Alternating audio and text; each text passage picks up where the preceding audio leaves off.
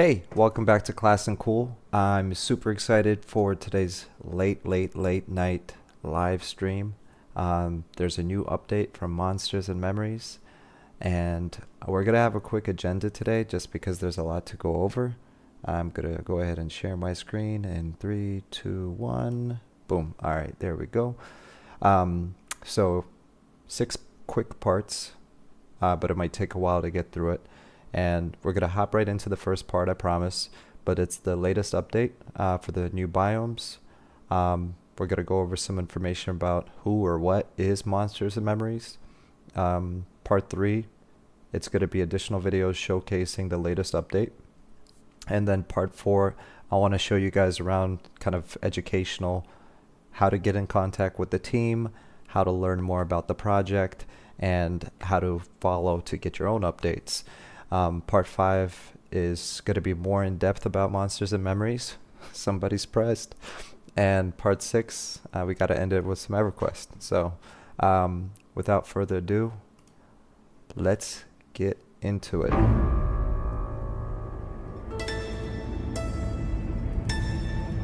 Oh,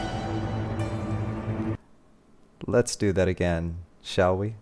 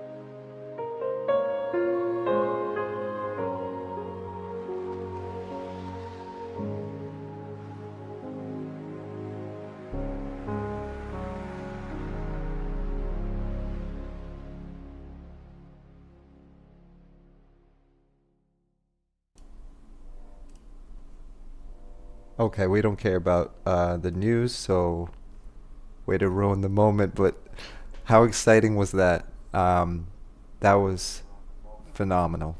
So I am going to go over a couple things. This is the agenda for today. What you just saw is, let me just cue this up one more time and get rid of Taylor Swift. I really got to turn off recommended videos. I'll worry about my Taylor Swift addiction later. I'm just kidding. All right, so as you can tell, I'm super excited. I'm absolutely just nerding out over this. I spent the last few hours just going over what I wanted to talk about today. Again, this is more of a live chat, chill, relax, conversational stream, and it's really just unfiltered. So we'll go over the biome, but I do want to address some questions that a lot of people have, especially if you stumble onto this video.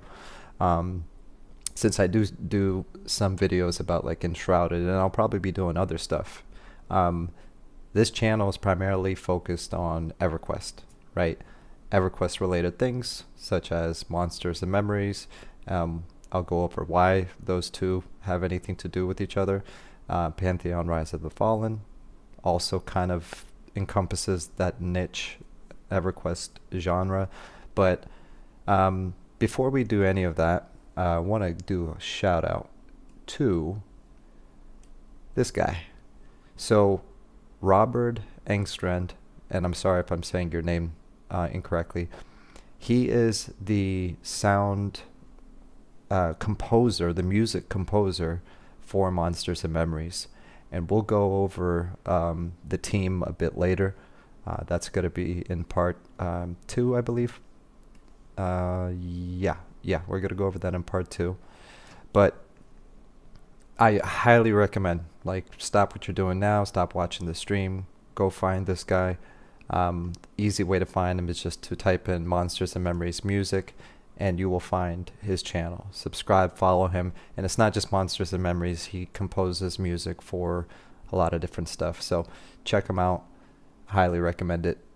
So let's go into this. I really want to go over this because there's so much going on here, and to the untrained eye or without understanding the context of Monsters and Memories and what's been going on with that project, it doesn't seem like much, but it's a lot. So I'm going to go ahead and hit play, and I'm just going to stop in certain places.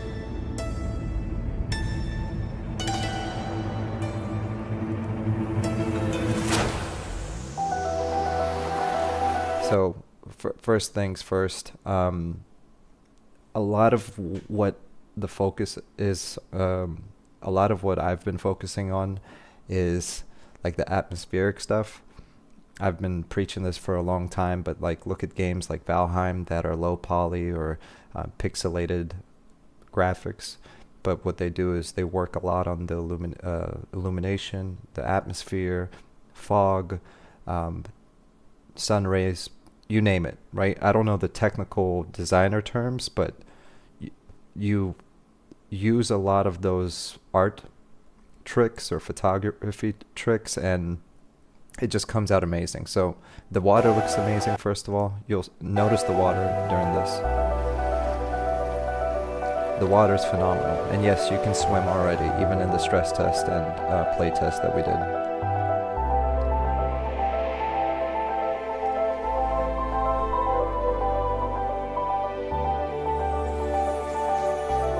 So pay attention to the skybox as well, the sun rays, the shadows, right? I saw this entire scene essentially without any of that. Well, the skybox was there, but it just makes a huge difference.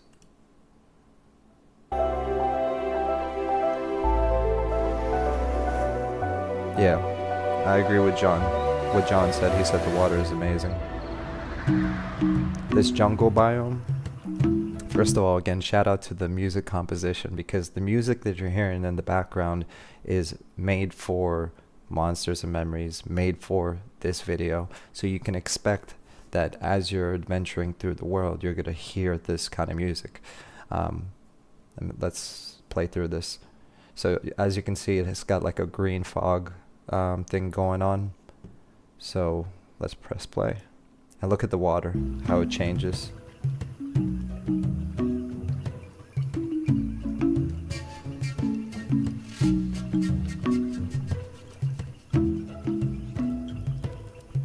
So I'm gonna just share the screen here for a moment. So again, as you can see, the textures, they seem like low poly, right?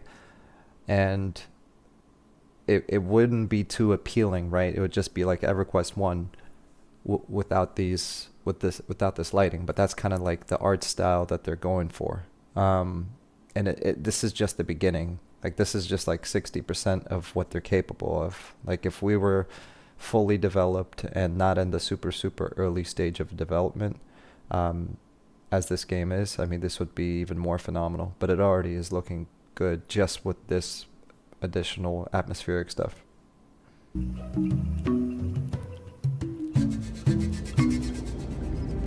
It gets really, really dark in this game, and I really appreciate that.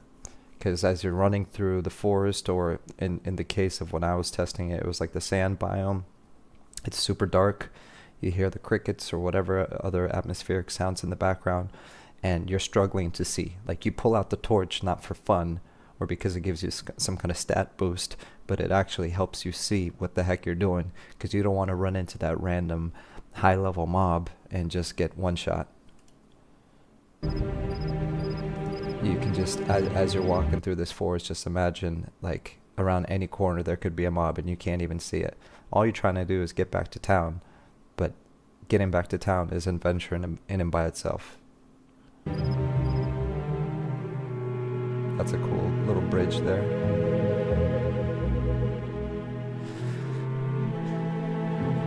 It's getting darker.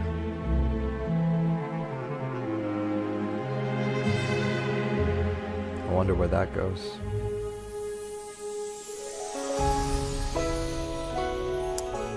Alright, it's super dark in this forest. As you can hear with the sound, the music, it's changing because we're entering into a new biome. When I saw this, and I shared this on my previous stream, I I got teary-eyed. No, I'm kidding, but I got really excited. John in the chat says the darkness makes the skybox really shine at nighttime. Also, the darkness makes light points pop so much, which makes you explore. It's so immersive. 100% agree. If you go back and look at some of my live streams of the actual gameplay footage, I pointed that out, where I was walking around at night and I saw this light somewhere in the distant mountain, and I realized there was some kind of like structure or castle or ruin, and it made me want to go check it out. And the fact that I didn't need a exclamation point or a map to go want to explore. It was a visual, it was just like visual stimulus that made me want to go in that direction and explore. But this is my favorite part, so I'm gonna change it to the screen only, making big, and I'll try not to talk too much, but here we go.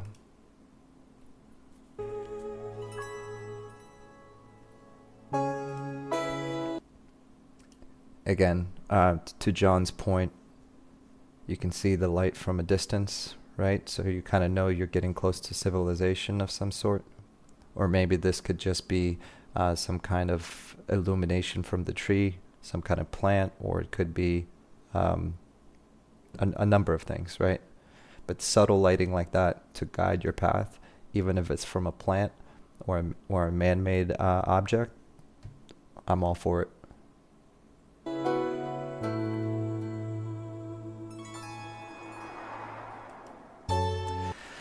So, welcome to Kellethan. I mean, what more can I say? Obviously, EverQuest didn't create the Tree City. Lord of the Rings did it in the first movie, and every other fantasy story that has elves or certain type of races live in trees. It's every kid's childhood fantasy to live in a treehouse after all. So the fact that they're bringing it back in such a majestic way. Keep in mind this game is being developed in the Unity engine. I think I'm 90% sure, but if one of the devs wants to chime in and say no, idiot, it's not that, it's cool, just let me know. But I'm pretty positive that they're doing all this in Unity. So I know for a fact EverQuest wasn't built in Unity, so I'm excited to see what they're going to do with this above and beyond what they've already done.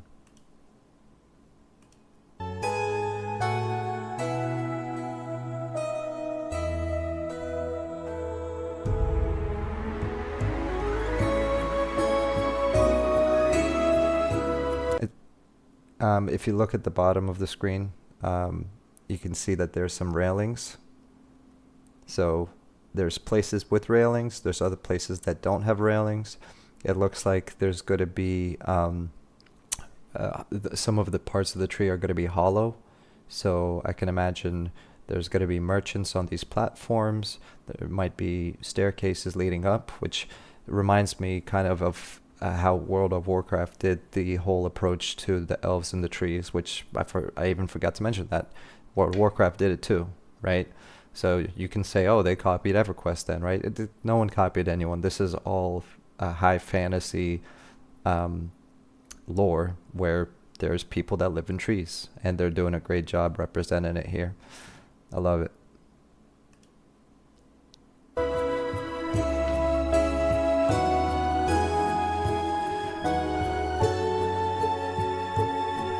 Oh man, it switched too quick.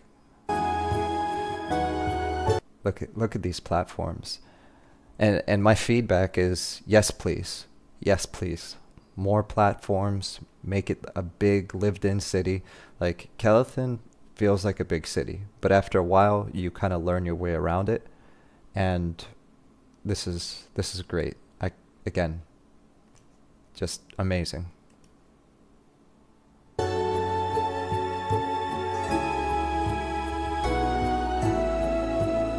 I mean, I apologize for doing this, but I kind of want to stop on each frame just for a second. So there's 1, 2, 3, 4, 5, 6, 7 trees visible right here. And if you kind of look off into the distance and you look at the depth and you think of the scale, so look at my mouse cursor on the left. I'd say the NPC is probably a little bit higher than this railing, right? So you're walking. I mean, that's a large area. You can see all your friends running around. And again, the lighting is only going to get better. Excuse me.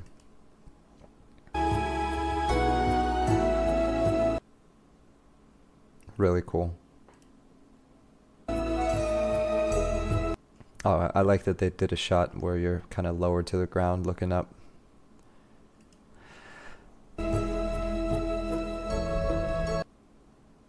Yeah. And I'm sorry for camping on this biome for so long, but it's like this is my personal favorite. This is what I've been asking to see again. There's some people that recreated Kelethin in Unreal Engine and in Unity, just for the heck of it. So I mean, I even watch those kind of videos. That's how pressed I am on Kelethin. So sue me.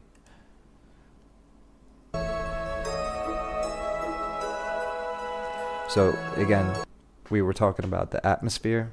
So now this is more of like maybe early morning or the daytime. I'm speculating and making that up, but you can see how it's a little bit more visible, but there's a fog and an atmosphere going on here.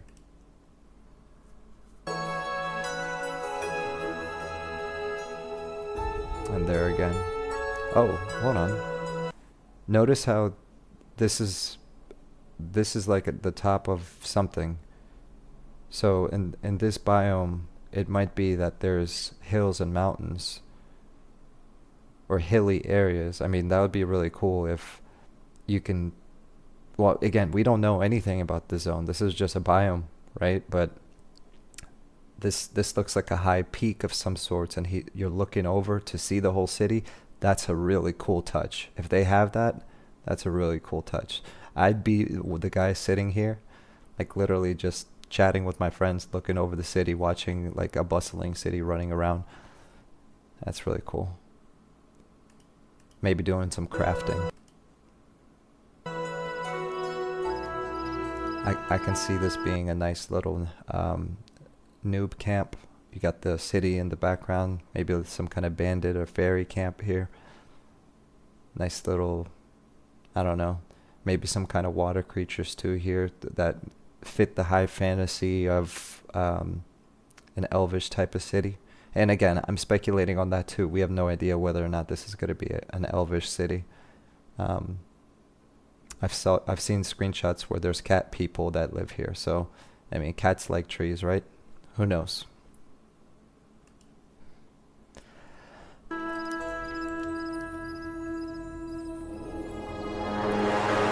All right, welcome to Lava Storm Mountains. Right, this is really cool too.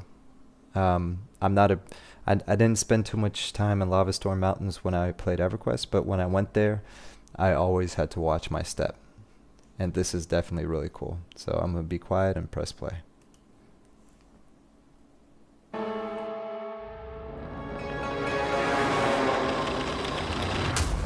So I'm going to stop again because this goes back to my previous point about this being built in a modern engine. And again, you might ask, well, you know, John, what does that matter? The reason it matters is because when I see this, I think EverQuest, right? The graphic style, the way the gameplay is built out. So for me, this is all I've ever asked for. Hey, give us a modern EverQuest with a modern engine, but don't reinvent the wheel. You know, and you saw how the steam was lifting up. You have this ash flying around in the air. There's so much atmosphere that can still be added to this, and it's just going to make it that much better.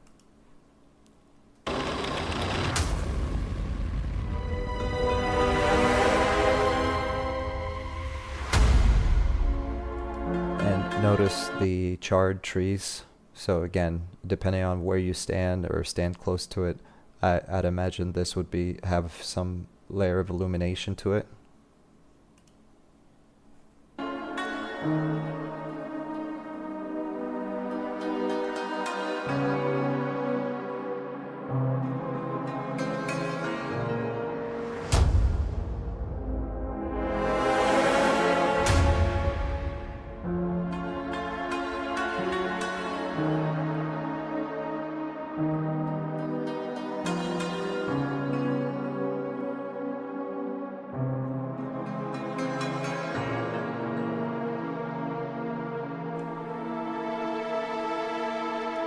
Alright, now if you look close again, the point I made about everything changing when it gets dark, look closely at the trees, and you can see that they are indeed illuminated from the burning coal or whatever it is.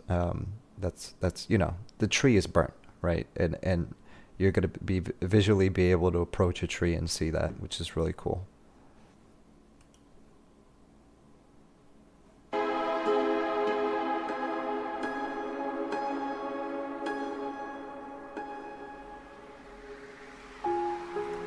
Alright, this is my least favorite biome in any video game, but for some reason this, when I saw it in a Monsters and Memories, actually made me feel very happy.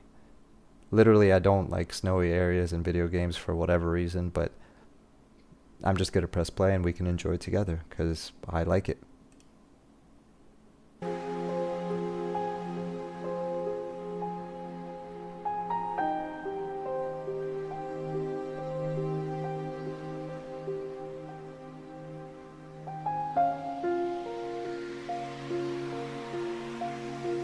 Definitely very chill, very relaxing.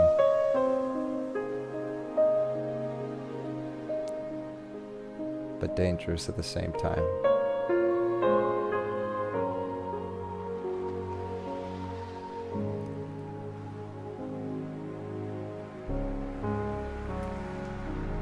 I mean, this is complete darkness, right? And you're just watching the snowfall, and again, we're gonna have to have some illumination, whether it's a torch, a spell, some kind of orb.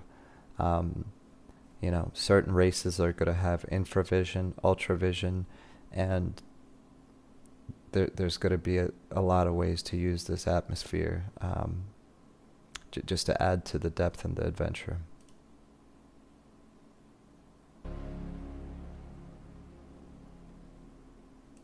That was awesome. That was great. I hope you guys like that. I hope you guys like that. Now, we got a lot more to talk about. So we're going to hop back into the agenda. Feel free to leave your comments, but I'm going to include links to all of these in the description. So I encourage you to go see the video for yourself, and provide feedback to the team. So part 2 is going to be who and what is Monsters and Memories, because understandably 99% of the people watching this video have either played EverQuest and have looked into Monsters and Memories. Some of you have played Monsters and Memories, and I think it's just fair to back up a little bit and talk about what this is all about. That's what it's all about. So they have, this is their homepage, first of all, monstersandmemories.com. They have a roadmap. So they have the Trello going on here where they're showing you exactly what they're planning on working on. Their current goals for 2023, which we're now in 2024. It has the updates here. We'll go over that in a bit.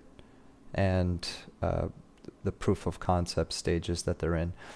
That one thing to understand about Monsters and Memories, for those that are excited but a little sheepish about being too involved, is that this whole project is in a proof of concept stage. Basically a pre-alpha, early development stage. The best way to support this team is to get the word out, to get involved, provide feedback, join the playtests, and help them build this game from the ground up. But here's a little bit about the game. So what game engine are you using? Early in the process, we opted to use... Let's make it easier for you guys to read. Early in the process, we opted to use Unity as the engine. The decision was made in part due to the speed with which we could get it up and running, modified to include our data-driven tools, and leverage the server and networking layers. Since then, we've continued to work on the tools, but have rewritten the server from scratch. What player races will there be? We are currently discussing the following: deep dwarves, deep elves, deep gnomes, dwarves, gnomes, goblins, halflings, high elves, humans, ogres, trolls, and my favorite, wood elves. Of course, check out the concept art. And this list is not final, which is great. Will there be instanced areas? Now, this is a controversial topic, but I think you guys will be excited to hear that our goal is to keep the world as public and shared as possible. This means that we'll refrain from using instancing, i.e. providing copies of the same space to different groups of players, unless we determine that no other solution provides the results we're seeking. We're aware of the ramifications of this approach, including things like contested spawns, content saturation, etc. The lead developer, designer, whatever you want to say, Sean, he worked on the EverQuest and worked for Sony and other companies for over 20 years. So they know the solutions that instancing brings to the table, but also the problems. We'll go over that later regarding who the team is. So how big is your raid size? We plan on focusing on single group content and ensuring that it maintains its viability as the primary form of content. Multi-group content will exist in world events and other open world targets of opportunity. The goal is to allow our small team to focus on addressing the more common cases of what to do with solo and grouped players, rather than explicitly encourage a multi-group or raid-based progression path as the primary form of endgame. What they're trying to say here, and this is in my own words, I'm not speaking for him, I'm just summarizing it the way I see it, is the end game is all of the game. Whether you're level 1, adventuring with a friend, leveling up to level 5 solo, or with a friend, that is all the experience. The experience is not the end game where you rush from 1 to 60 and then the game starts. The game is the whole content from the low level, mid-level, high levels, and then creating alts. That's going to be big in this game. It's not just about getting to level 60. You played the druid, you played the warrior, you created a cleric.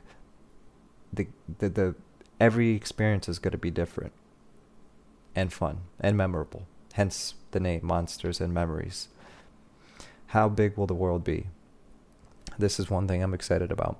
We're currently designing a large world, underworld, alternative planes of reality, heavens, and history, because these games can last a long time. And lore is fun. This is by far my favorite part of anything that else they've written. Lore is fun, absolutely. When you can get immersed in roleplay and fall into the lore and really enjoy it and be a part of it and kind of carve out your own history about yourself and who you are as a player in that world and how you make an impact, is just an awesome feeling. But the proof of concept will include roughly 3 to 5 zones in a specific area, a western coastal desert region named Night Harbor. So this is the proof of concept that we're talking about. This is what currently is primarily available even now for whenever they have tests. Metrics, at least as of December, when they had their public playtest. Metrics derived from the proof of concept will drive our understanding of scope at launch and the subsequent content rollout plans. Excuse me. What's the setting? We're building an entirely new universe and then some that's rooted in very traditional, tropey, Western high fantasy, e.g. EverQuest, or Dungeons & Dragons, or even World of Warcraft. We're putting our little twists and takes in, but overall we want this world to be familiar and nostalgic. It's both serious and charming, filled with mysterious ruins, familiar monsters, and then usual elves and squirrels, and that's funny. I appreciate that they threw my elves in there. When will the game launch? This might answer everyone's question about whether or not they should be excited. And I believe because of their approach, and they're not asking for anyone for money, you should be excited, because all you're doing is supporting a proof of concept, right? We are currently working through a proof of concept, which is intended to demonstrate all of our core gameplay and features. Once this is complete, we'll use that data we've gathered from that process to determine next steps, develop a production plan, and update the roadmap. What player classes will there be? Classes potentially included or represented are Archer, Bard, Beastmaster, Cleric, Druid, Elementalist, Enchanter, Fighter, Inquisitor, Monk, Necromancer, Paladin, Ranger, Rogue, Shadow Knight, Shaman, Spellblade, and Wizard. And again, the list is not final. What's a controlled space? One area in which instancing has been historically beneficial, and this is kind of piggybacking off of the instancing conversation. One area in which instancing has been historically beneficial is in controlling the player count variable, allowing for encounters to be tuned without fear of zerging, out of party assistance, etc. We will experiment with controlled spaces, example, limited entry rooms, to determine if there's value to the approach, but even these will follow public space rules, example, exclusivity. If it doesn't work, we'll scrap the idea. I really, you know, I'm glad they put that information in there, but you know, as far as the game itself, I'm more excited about everything else that's been mentioned so far. I'm not even worried about the instancing conversation on the left here because um, I just don't think it fits this niche of a game, and most of the developers probably agree.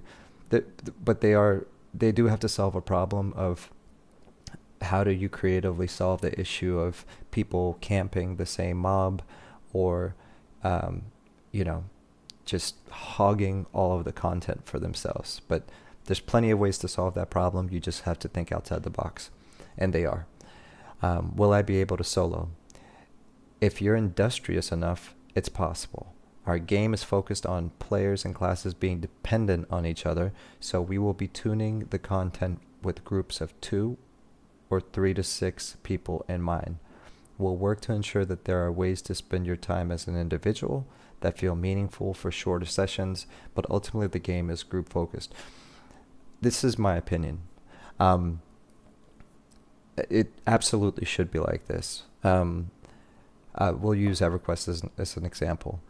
If you made a warrior class, right, a primary tank, you would be the most desirable player in a group. Like you'd be able to find a group just like that. Why? Because every group needs a tank, and what better tank than a warrior? Again, that's I'm not saying that's the best tank, so don't roast me in the comments. I'm just saying for the context of this conversation. However, there's also, say, somebody like a druid, which, okay, if you have 5 people in a group and you need a 6th person and it's between a cleric and a druid, obviously they're going to pick the cleric, right? But the benefit of the druid is that they have more utility. So they might do a little bit of melee. They do a lot of crowd control.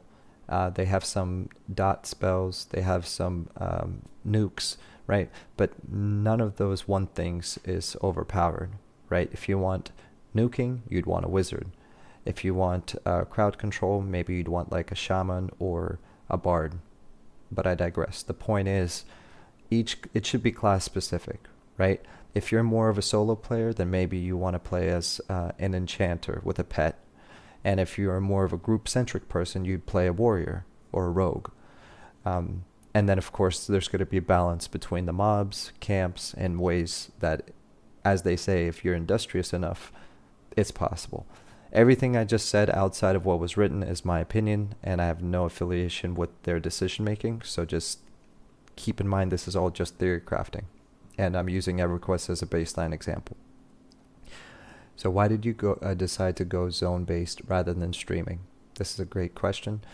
Something about zones just feels right.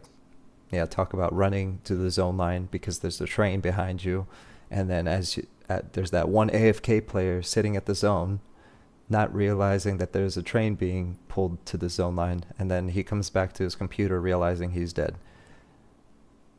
Not funny, but if you're cynical, it's kind of funny because you just imagine the panic. It's like, what? You come back to your computer, like, what the heck happened? And you realize there's a train. Anyways, I digress. Something about zones just feels right. We like that you're clearly entering a new space, which may present a new cast of NPCs, new themes, and even new rules. We also like the gameplay associated with making it to the zone line with only a few hit points left. 100% adrenaline rush, I love it. Also, we won't need leashes if you just train your monsters. That's awesome. Doesn't this game seem a bit niche in the current day and age? Outstanding observational skills. It is very much a niche game. And I just want to stop right here. This game is not going to be for everyone, and that's quite all right. And this is to the developers. You've been taking feedback. You're going to continue to take feedback, but never allow anyone from the outside looking in change the core tenets of the game. And they're probably like, duh, who are you to tell us this? We know this. That's why we're making the game. I know. But I've seen it in the past where a little bit of money, a little bit of fame, a little bit of something of this or that, all of a sudden changes the trajectory. And EverQuest had that problem. I mean, it had a big development team and investors that wanted to sell boxes versus creating a relivable experience, which is one of the reasons why the old zones in EverQuest died after too many expansions came out. And then they had to make it easier to jump from place to place to place with ports, not ports, but literally clicking a book and porting somewhere else. More on that later. I took that one from Sean, by the way. So let me continue. We're making a game that's not meant for everyone. And in staying narrowly focused, we're hoping that it's a game that we can continue to bootstrap the development of ourselves. More investment means more desire for return on investment, means more need to appeal to a broader audience, which in turn means more features, dilution, hand-holding, and in our opinion, more risk. I mean, I haven't read this. Everything I just said prior to reading this, for the most part, is how they feel. So, again, it's not for everyone. It might not be for you, and that's okay. Fortunately, there's a lot of cool projects coming out. You might dabble in this. You might go play some Pantheon. You might go play Ashes of Creation, right? You might jump between the three. The type of player I am, I'd spend about 50% of my time here, 50% of my time in Pantheon Rise of the Fallen. But in most cases, if I'm just trying to chill, especially after work, after hanging out with the kids, I'd probably say be more like 90% of the time would be spent in this kind of game, because it's more kind of relaxed. Okay, why did we pick this audience? All right, so this is important too. Many of us first found MMORPGs based on our love for MUDs, pen and paper games, CRPGs, or just the desire to share an online fantasy world. MUD is multi-user dungeon, so it's basically like an MMO, but a dungeon with more than one person. We believe this to be our core audience and a group that continues to grow. Yeah, I was 13 when I got into this. Don't tell me that there's not a 13-year-old somewhere that will experience this and be like, yeah, this is definitely not Fortnite, but I like it. I'm sick of the sweaty Fortnite type of gameplay. I want something else. And then it will grow on a new generation. So, we can't just go off the bias that, oh, it's not going to work for a new generation because they're not patient or they want everything hand-holding. You can say that about every generation for the past, thousands of years. It's, it all depends on the individual. So within this broader addressable market is a subset of players that enjoy challenge and community in a way that differs from the offerings of more modern, convenient, gamified experiences. They enjoy figuring things out on their own, exploration, and mechanics that have been left behind in newer MMOs. Couldn't agree more. This is a question I've asked a lot. How do we give you money? I've been like, the second I saw the Tree City, I was like, take my money. So we really appreciate that so many of you have offered to back this project, but our focus is in providing a demonstrably viable game first and foremost. Once we've had some people in and playing with us and are able to show you a solid proof of concept, then we'll potentially discuss how best for you to support us beyond spreading the word. So if you do want to pay them somehow right now, pay them by doing what I'm doing, spreading the word. In the scenario that we take external funding, we'd rather it go towards scaling the content of an otherwise functional game. So basically the game's done and the funding will go to just scaling it instead of just a promise or idea. Thanks again for all the support. Obviously, what platforms it'll be on, it's going to be on the PC. So, yeah. There are no plans for supporting other platforms at this time, despite some of you allegedly having phones. I like that humor. Okay, so down here it says visit our gameplay page for more. If you have questions, yada yada. Let me go to this link really quick. We're not going to go over this. And the reason why is I want to encourage you to go to this site yourself. One of the reasons I'm going to be providing all these links is so you can go check it out. It's fun to read. It's fun to get into it. But the next thing on the agenda is who or what. So we covered the what part of Monsters and Memories. I want to talk a little bit about the team. So let's take a look into this. We will move on to the next part. I know I've been camping on this for a bit, but story. The development of Monsters and Memories began. Let me zoom in. There we go. And you know what? I should have done this sooner.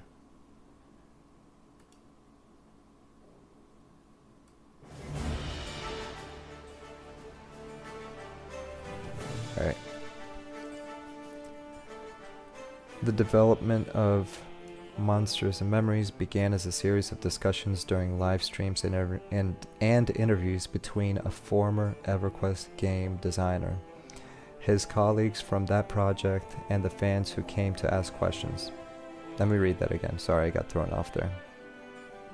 The development of M&M began as a series of discussions during live streams and interviews between a former EverQuest game designer, his colleagues from that project, and the fans who came to ask questions.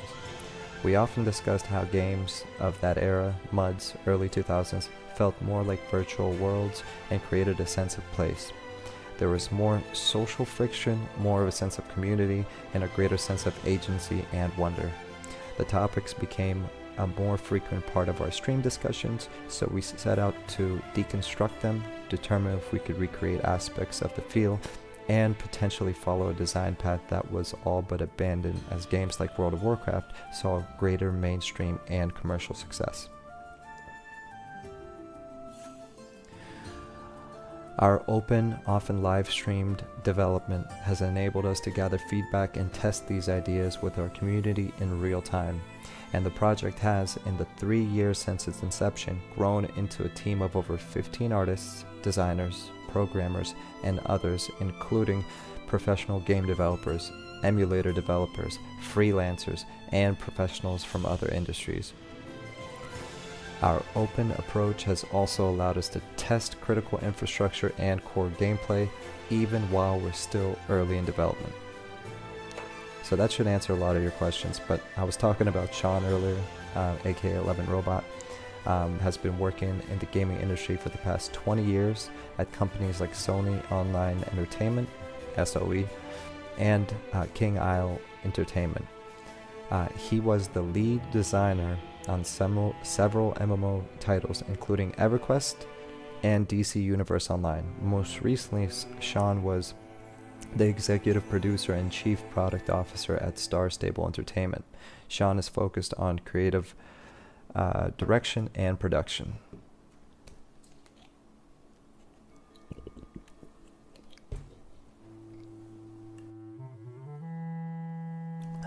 Yeah, I'm not used to talking that much.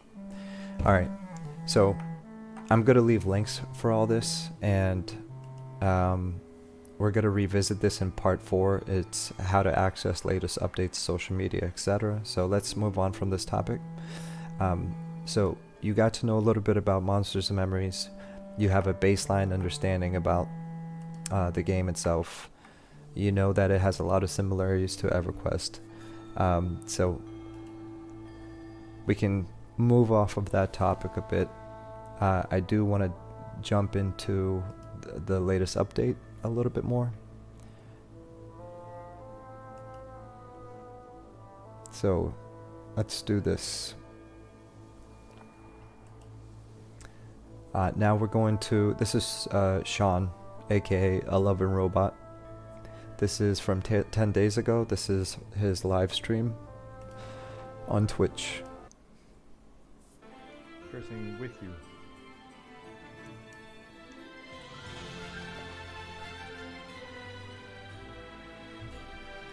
So we're going to go Alright. ahead and scrub through this and take a look here. Love this aesthetic when everything's shining.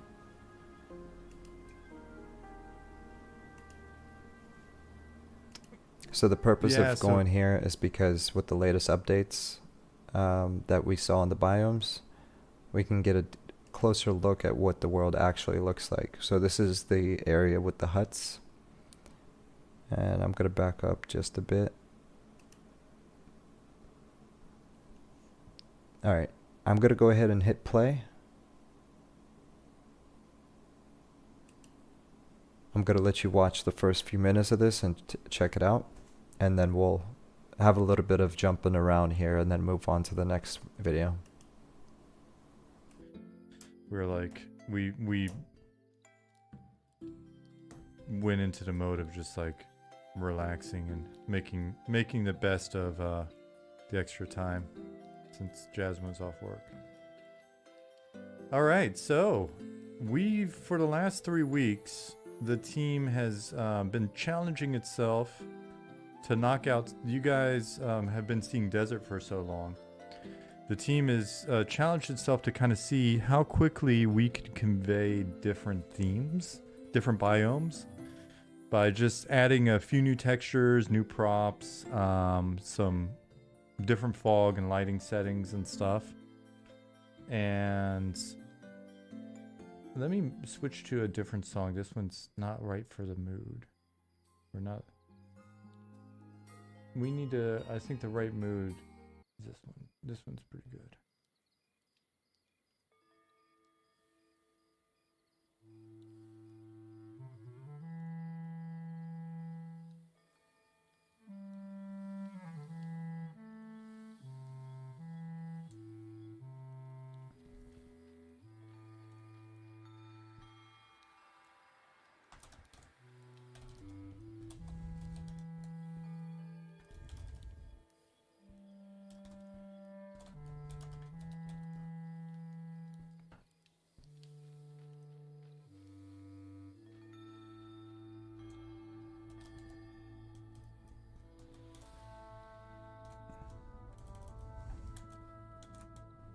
Here we go.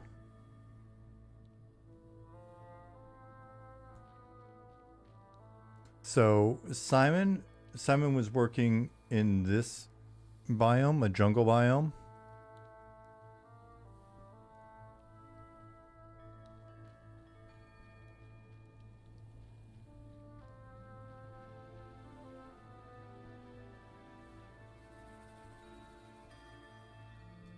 And created for it, he created some new huts.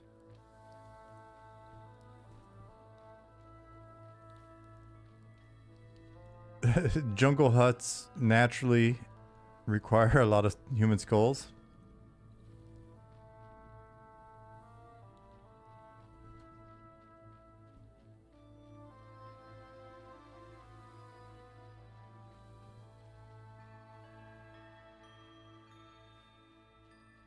So this area is friendly. Gotcha. Exactly. K-Mac. There you go.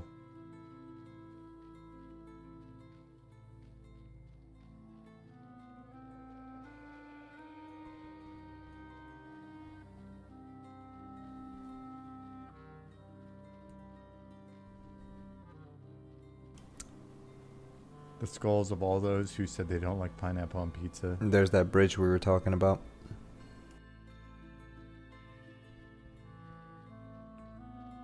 It's an easy way to tell. Uh-oh. Wonder what dangers are lurking in that water. Or what the story is. Simon, are you still out there? So really quick. First of all, look at the water reflections here. In a lot of places in the world that I've played so far, there's already swimming. So he's probably in like GM mode. Well, he's in Unity, literally. If you've paid attention, then you can see that he's in Unity. And he probably just has swimming turned off, right? Because he's in development mode. But there's swimming, there's cool water effects. It's amazing.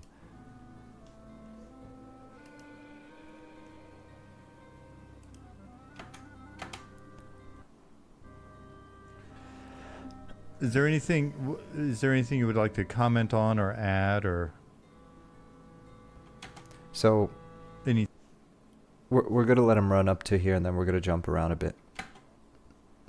thoughts that you had while you're working on this?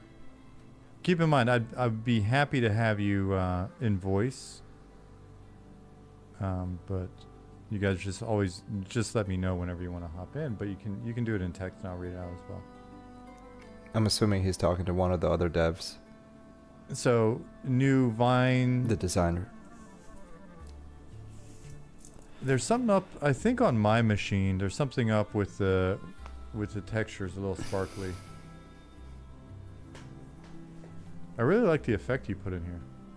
For anyone wondering, Uh, I hope you appreciate all of this. It's 2 in the morning, so, you know, if I seem a little bit tired or worn out, it's because it's late. Normally I'm bustling with energy and still just keep a nice chill vibe, but it's a little late, so bear with me as we work our way through this. Simon said, I'd say. So what he would like to say is the textures are temporary, just threw some things together. Yeah, so our goal was just to see, like, could we quickly put some stuff together that gets us like 80% of the way and conveys what's up. You know what I mean? Darius asked, did you guys experiment with more tree density? I know Kunark has some thinner trees that had no... Mike, surgery Alright, got so we're gonna canceled jump the around a morning bit. of.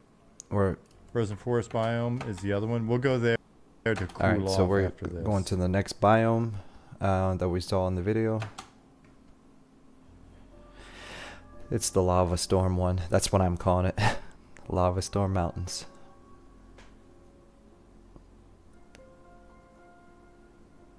You're not a fan of coffee, Liz? It's blasphemy. Sometimes we should keep our opinions to ourselves so we don't get judged. Scurvy Bard, you're welcome. Yes, Beer Chug, I'm very clever.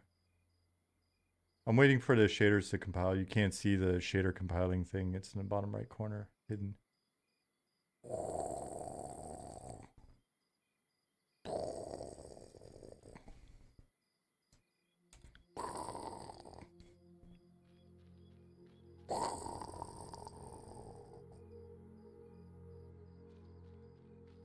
There you go.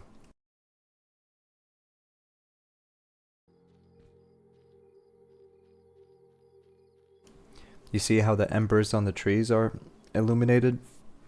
And, I mean, this is early stage, but it's gonna look really cool.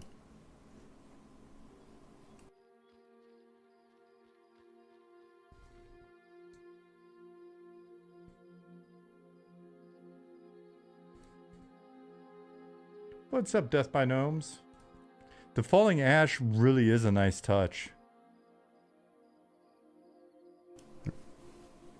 Zukin says falling ash is a nice touch. Yeah, And it's I definitely agree. cool.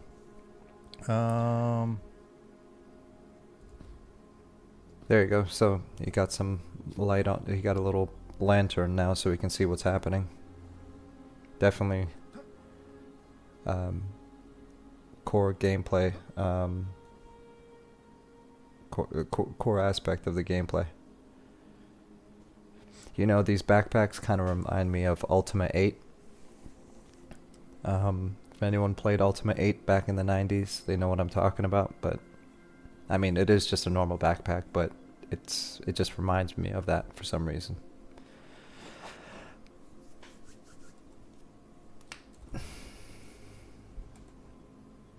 Alright, we are gonna jump around and see if we can get any Eyes would be cool like stuff out of this.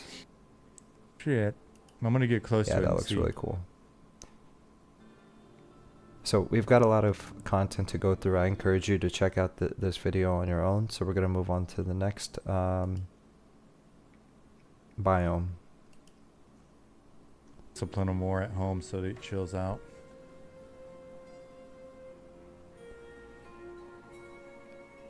Oh, okay, so this is like the snow one. Okay, so So as I'm working on my German, well, using as you like can see, this looks completely different than what you saw in the preview. This was 10 days ago, so there's been a lot of work done. It looks nothing like this now because they were working on the filters. So we're going to skip past this because it's not a good representation of the latest product. well, excuse me for the burps. It's So this Swedish reminds is her me of favorite language. Valheim right here. It reminds me of the biome in Valheim. I think it's the plains biome in Valheim. It's just, I don't know why it pops out to me, but just kind of that feel. Now. Water looks great. I'll have to talk to her off stream about that. When people ask you what your favorite language is, you gotta say American. Yeah, I forgot to mention, he's funny. Yeah, you got the floating rocks there. That looks cool. Probably a wizard tower or something. So for those of you that don't know, if you're new here or whatever, Robert Helsinki in chat is the person who's made the music that we've been listening to. Miklas says maybe it's just me, but those trees look a bit hi-fi. Yeah, so again, keep in mind that this was a quick 3-week process of seeing can we get it sort of 80% right and then tweak things. Yeah, it's shocking how people watch this kind of stuff and immediately start saying, "Yeah, that looks kind of off." I'm not trying to judge because I'm not a developer either, and a lot of people that aren't in development don't understand what gray boxing is. They don't understand what proof of concept means. They don't understand that those pretty video games that you see that are polished and refined, that they were literally built with sticks and stones, like with nothing but line and code, right? Obviously, it's a little bit more flashy, but back in the day, it was literally just typing code. This is a work in progress, and it's going to be for years to come. But if they can build an entire biome and zone in 3 weeks and polish it and refine it, like to their point, they can have a working product for beta testing ready, who knows, in a year. So when I say years, I don't mean like 10 years away. Don't take everything I say with a grain of salt. Or just don't believe a word I say. That's probably the best idea. That's why I'm giving you guys all these links so you can do your own research. From building it in the way that he built it. If I'm saying that correctly, let me know. Alright, so we're going to move on. Skip past this biome a bit. Oh, this is going to be cool. Watch this. Screenshot in Discord had some big overhangs that add a lot of character. And I grabbed those Discord screenshots for the update as well. He's zooming out so we can kind of see the scope. That's a lot of potential right there.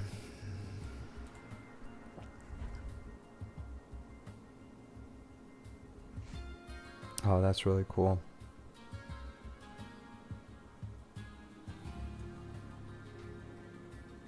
That's massive. I'm curious to know if that's just one zone, or is this just a biome for testing? I don't know. What do you guys think? Monty said it was going for that really long Piranha-esque run there.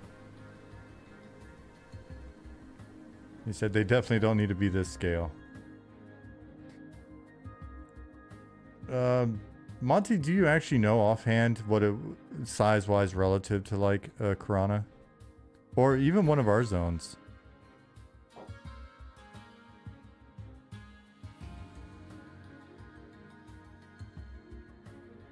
I'm curious to know that. Monty said he thinks it's 2 kilometers by 2 kilometers. That's huge. Okay, let's move on. We're gonna go to my favorite biome.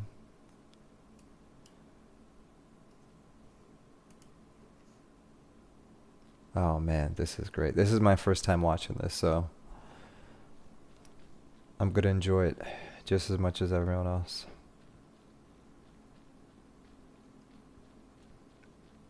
I really love the textures and the similarity to EverQuest. I mean, I swear when I was in this zone before, I swear there was like some crickets or bird sound or something super chill.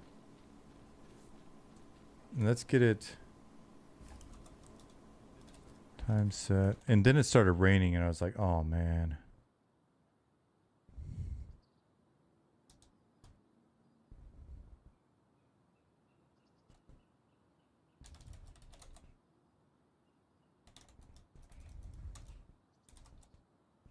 There we go.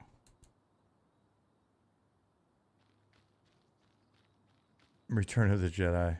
Somebody else made that comment recently.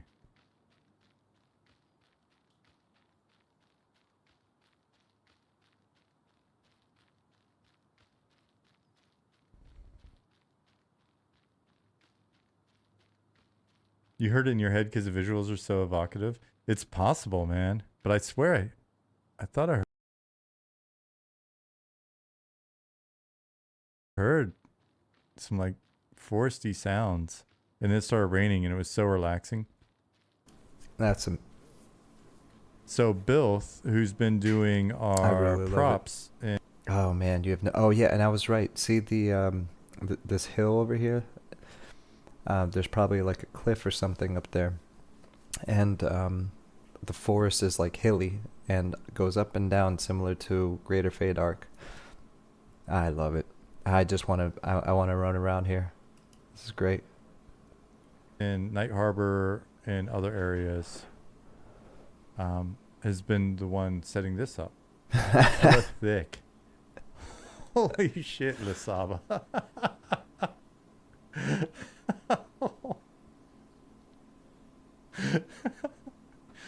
Oh, hella thick. Oh my god.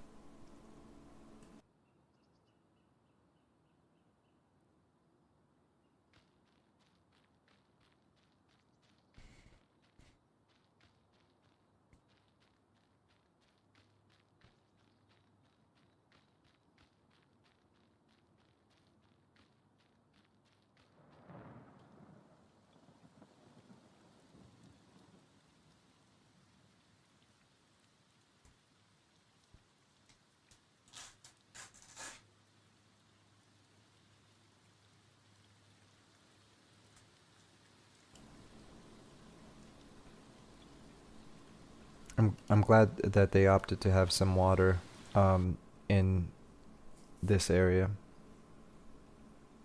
or just in this zone period. You know what I mean? It's always nice to have water, and I wonder if you jump from here and into the water, if it negates the fall damage and you can still survive. Oh, now we have the ambient.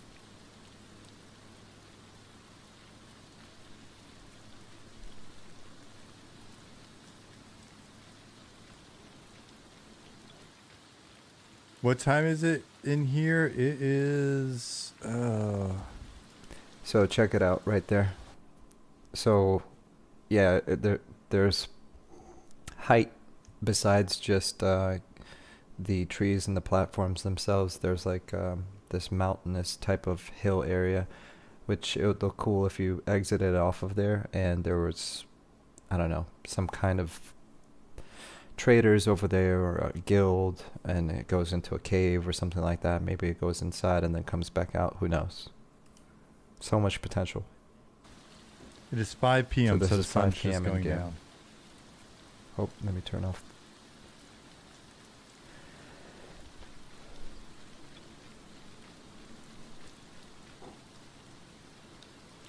Eight p.m. to get the crickets. Okay, that's what's up. That's why there was no crickets.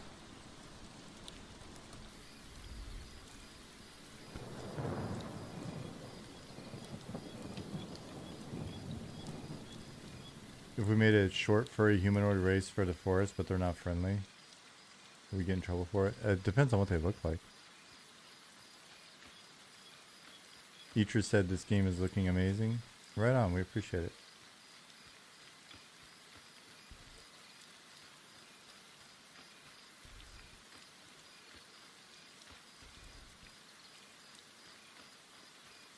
Well, Goblin concepted some furry frogs. Yeah, Nick, I was gonna try to find a couple of these little like cavey.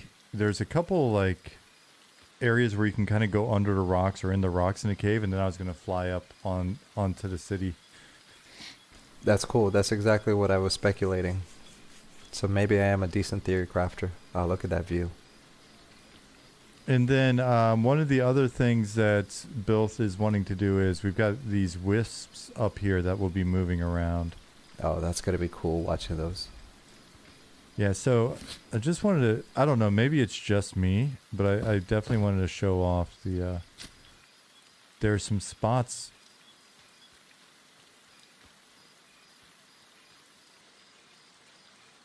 And Just quick disclaimer. Again, if you're watching this afterwards, feel free to skip this if this is not your cup of tea. There's going to be more content besides this. I'm camping here personally because this is my point of interest, and you know, I get excited about stuff like this. I've been waiting for a Calathon remake for 25 years now, so.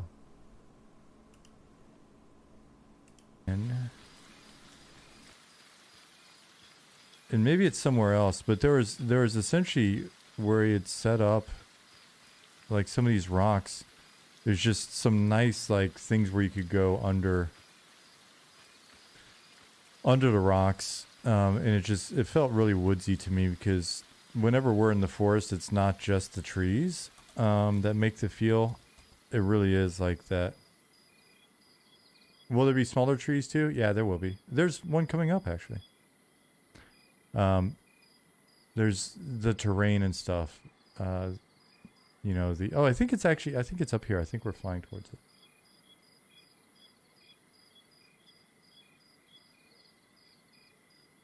Would love to see Goblin's concept for wood side by side with the environment. See how close he nailed it. If let's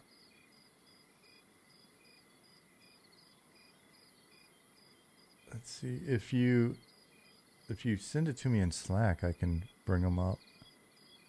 I might have it in a folder from putting the update together. Yeah, I think it's a nice touch that they have the mountainous rocks. Salacia said would like more density with smaller trees too, but I don't know how that would hit performance. Well, and it's also the kind of thing that we can use to make different areas feel different. Looks like we're... Yeah, it was one of these areas here where I started following it when I was running around in here the other day. Then I went under some stuff and I was just like, oh man, this is all awesome. right, cool. All right, let's fly. Yeah, actually, I'm glad I didn't move off of this because I want to see what it's like on the platforms. I will find my cave later. Yeah. Why am I crouching? He looks like Batman. I'm doing the Daniel-san fly. I thought I always looked like this when I flew. I'm ready to crane kick the hell out of something. Batman. Oh, look at that.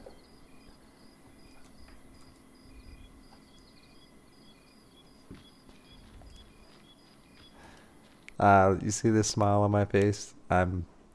This is so exciting to me.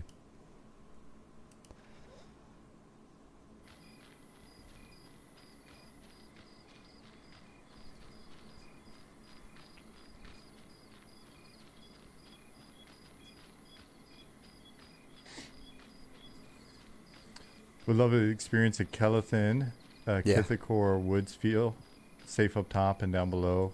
At a certain time it becomes extremely dangerous. That's an interesting thought. Yeah, that looks like a cave Is right that my there. cave? I think that's the cave down there.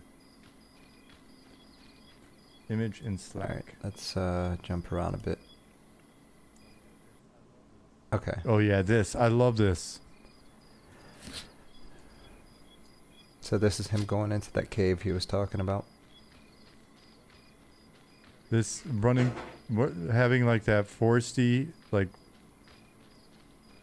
pine needle ground, and then having like the stone where you're going under. I don't know. It just reminds me of places that I'd hang out as a kid. And then you come in here and it's like it's even darker.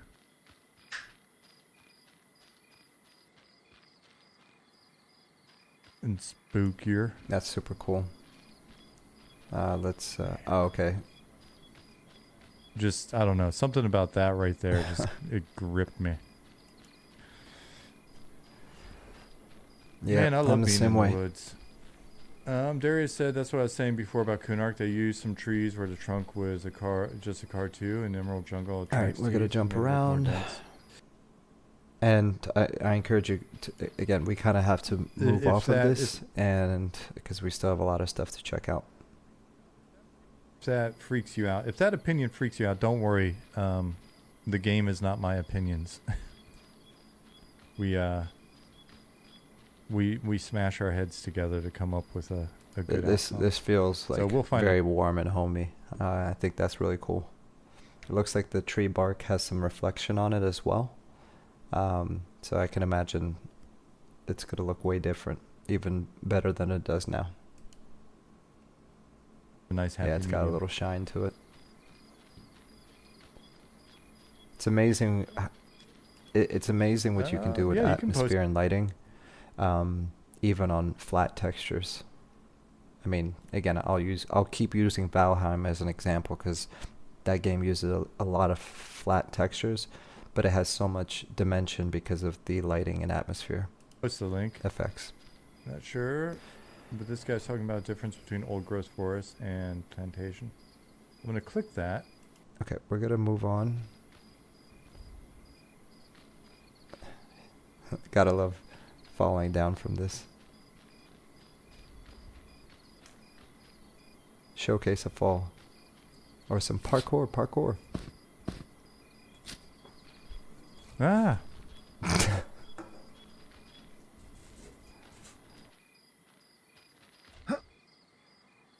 Oh shit! There's no collision. I went right through the tree. I was trying to jump on a mushroom. Chicken of the forest. Save me. That's actually a pretty cool thing. If you can jump off of the platform and onto like a mushroom or something like that.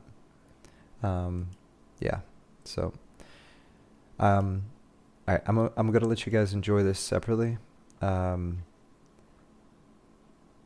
We are going to move on to the next one. So this was from 11 days ago. This is from 8 days ago. Trying to get you guys a playtest. Right now, 3680. Whoa, what did he just say? A You're playtest? not allowed to use magic though, Nick. I'd like a playtest.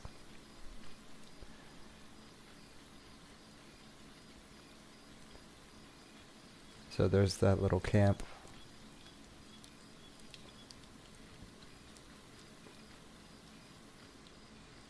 Hey, let's hop back here.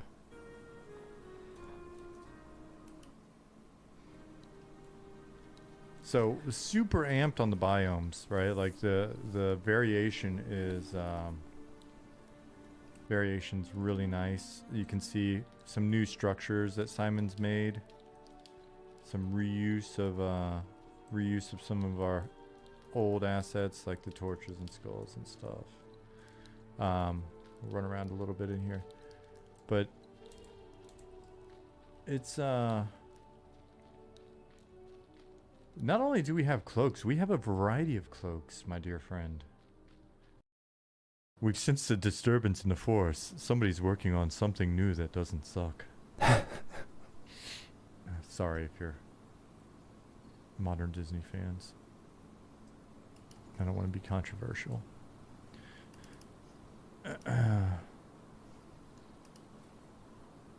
Oh my god, what if you reach the tallest part of the zone and you get an achievement that you got the high ground? there won't be achievements in here. All of your achievements will be inside. Just like in the old days. This guy's got jokes. They'll be inside. Alright. But you and a friend could climb up there. You could role play Mordor. Sam and Frodo. Yep. I was just gonna say And then get Lord up of to the the Rings. top. Sam. Sam. Alright, let's move on. Had to lower the music. We're gonna jump around, but hey, you know, this is good for you guys to come back and watch this later, and at least now you got a good understanding of what part of the video to look at depending on what you're interested in. So this is interesting. What is this? I haven't seen this before. Oh my gosh. This reminds me of like the Blackborough Knolls or whatever. Oh my goodness. What am I? Oh, I'm so excited. Oh man, this is great. This is so great. All right, let's go. Let's press play. Very fast. I was thinking about that today. Oh, look at this. Look at this.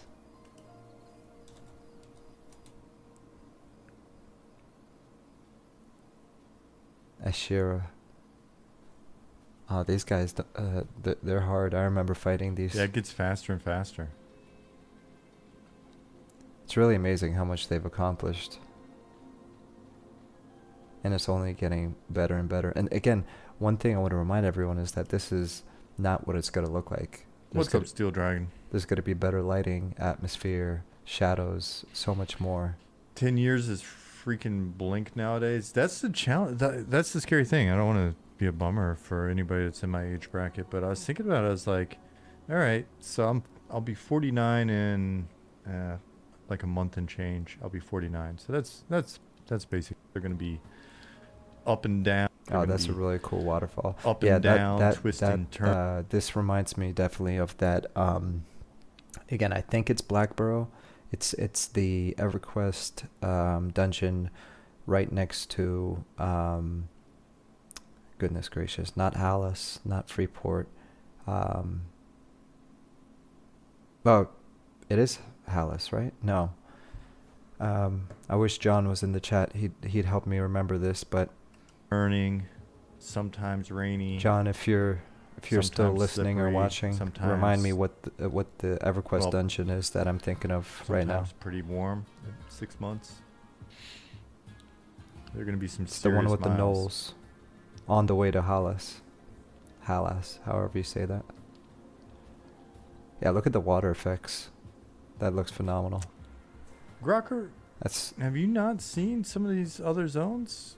You're new here, huh? yeah. I guess I fall in the category of new. Yeah. Thank you, Ronnie. Kinos. Haven't seen any previews yet. Oh my goodness. I'm so excited for you. Thank you, Endox. Thank you, Ronnie. You've got to check out our website. Been hanging out with this goblin for a few years though. She's, she's really pretty, but also a bit crazy, right? Like one of these days we're gonna look back on this and people are gonna be they're gonna be like, what's the secret to your success? It's like, well, we spent a lot of time, well, basically from even before day one, we were streaming the development process. They're like, oh, great, yeah, tell us a little bit about the development process. Or a Viking shield wall. Nick. Edit. Okay. The rest of the team's streams. Goblin streams, Azukin streams, Pattis streams. Yeah, and I'm going to be sharing all that information during this video, just so you know. I'm going to give you all the links to all the developers and all of their Twitches and streams and YouTubes, because you don't realize how much content there is to consume, which is what I really enjoy about this dev team. Like, you don't have to sit around and wait for 6 months to get an update and then find out that the update is trash, I know some development companies do that, and there's nothing more frustrating. It's like, if you want us to support you, then just keep feeding us. Like, I'll eat this up all day. I'll be at work and I'll just play this in the background. And that's what they do. So good for them.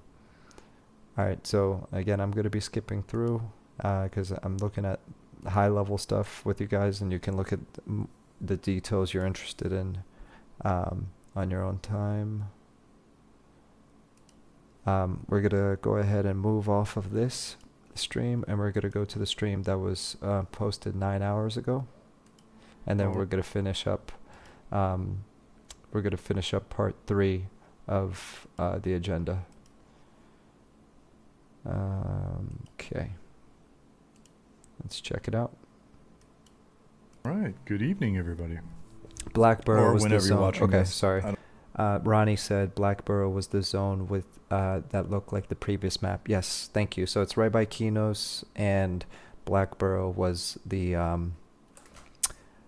zone, was the dungeon where they had the waterfall, and there was water at the bottom, and it connected you to, I think it was like the zone right before Hollis. So yeah, that looked like it was heavily inspired by Blackborough.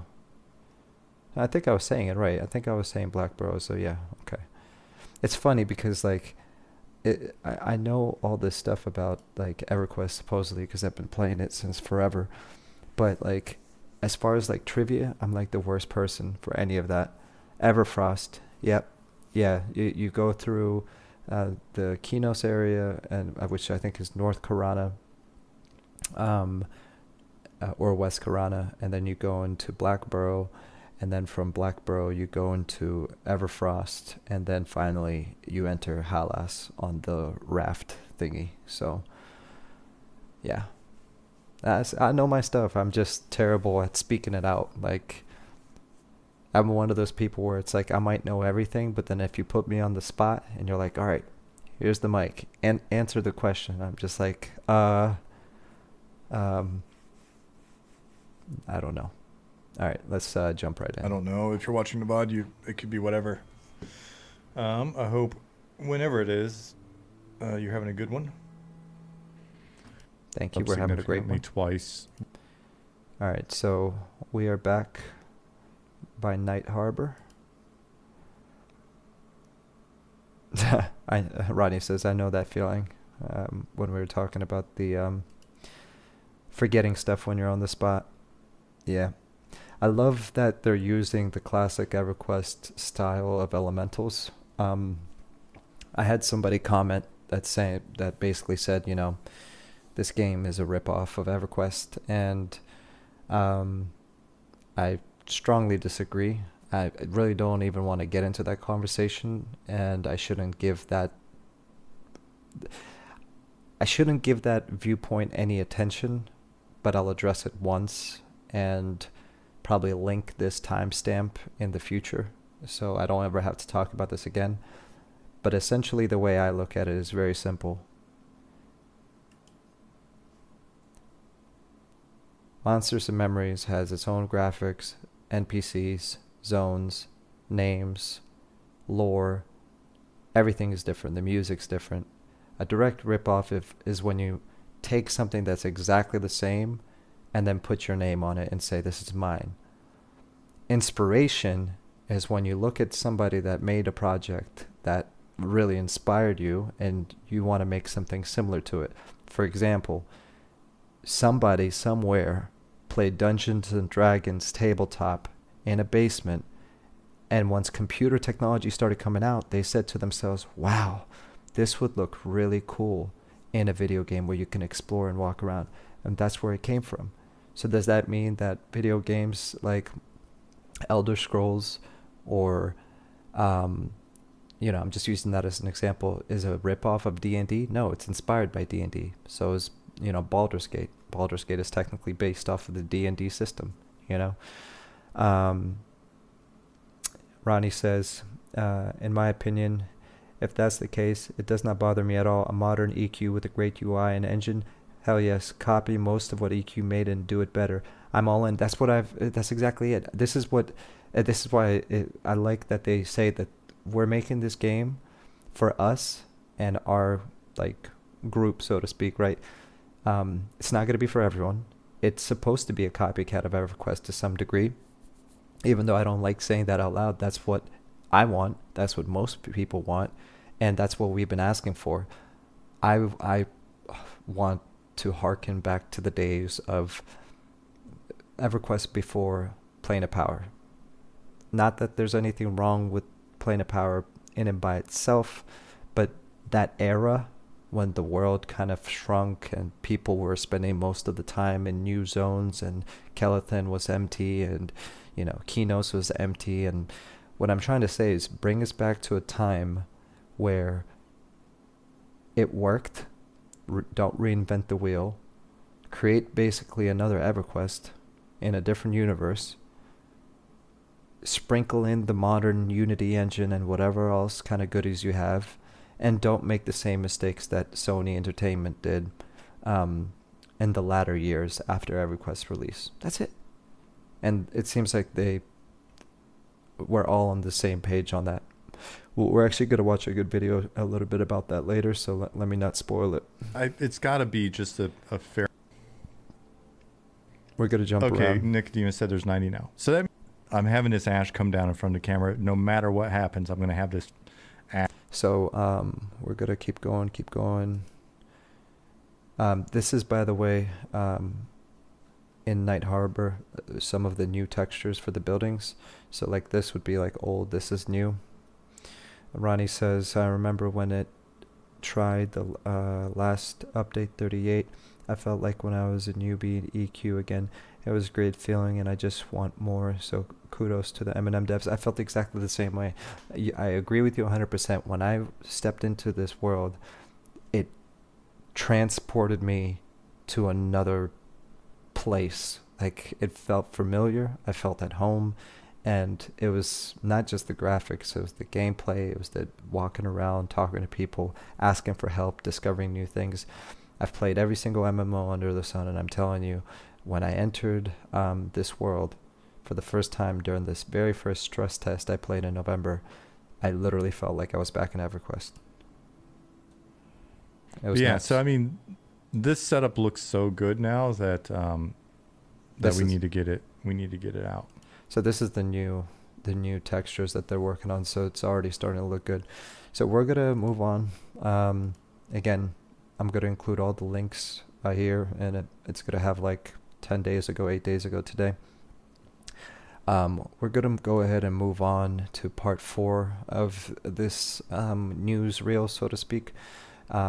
This is gonna be about how to access updates and stuff like that. So we're gonna go back to this right here. Bear with me.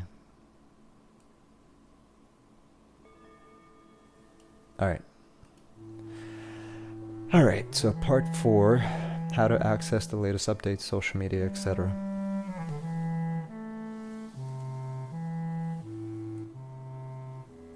All right, so let's go back here. So I promised to, we already read all this right here about who this team is, who Sean is. If you click this link, this will take you to the Twitch. I'll include the link in the description. This is Ali, Nick. Nick is a Twitch partner as well, so you can check out his content right here. He's got 16,000 followers, but as you can see, he posted this video 2 years ago. But he had other guys have more modern videos, so let me back up here. So there's Harrison. Harrison streams regularly on Twitch. Let me zoom in for you guys. And we're going to move on past this topic pretty quickly, but this is all going to be in the description. So Patos the Ranger. So as you can see, he posted this 5 days ago, I think. Yeah, 5 days ago.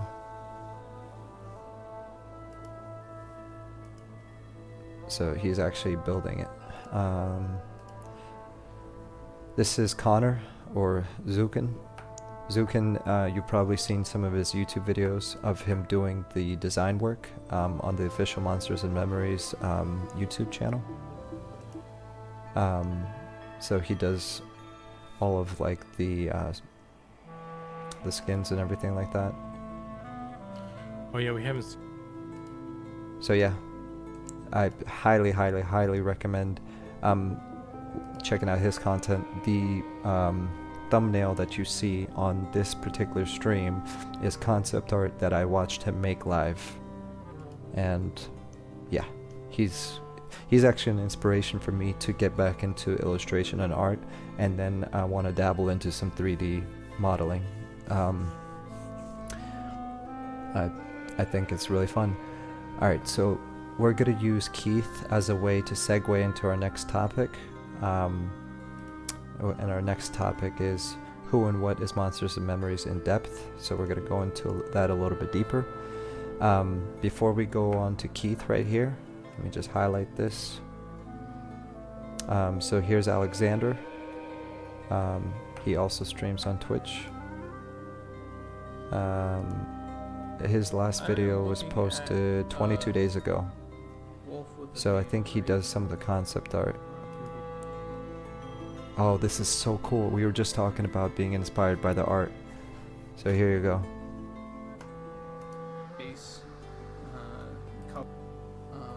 Oh man, he's phenomenal. I use Photoshop for texturing. Yeah, I'm super excited to go check this out later. So we looked at Zukin. We looked at him.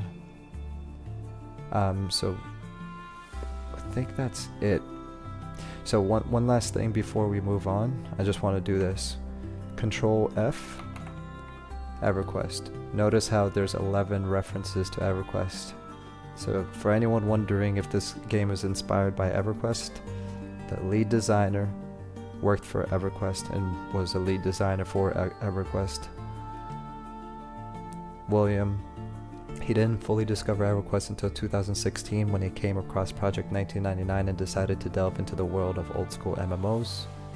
Simon, he was once dared at a party to try EverQuest. 20 years later, he spends most of his free time on level design and 3D modeling. Patrick, he eventually discovered MUDs and EverQuest, which sparked his career focus away from illustration and comics and into 3D virtual worlds. Brandon, a friend showed him EverQuest during beta, and he has been hooked on MMOs ever since. Brian, a gamer at heart, Brian grew up playing role-playing games and is largely inspired by gaming worlds like those from EverQuest, Ultima, The Legend of Zelda series, and Final Fantasies. Sorry, I might as well finish the sentence. Ivan, extending to MMOs and their incredible sense of community with Ultima Online, EverQuest, a formative gaming experience of his teen years, as well as many others. So, yeah, clearly a lot of inspiration from EverQuest. So we're going to move on. This is Mandrake Farms.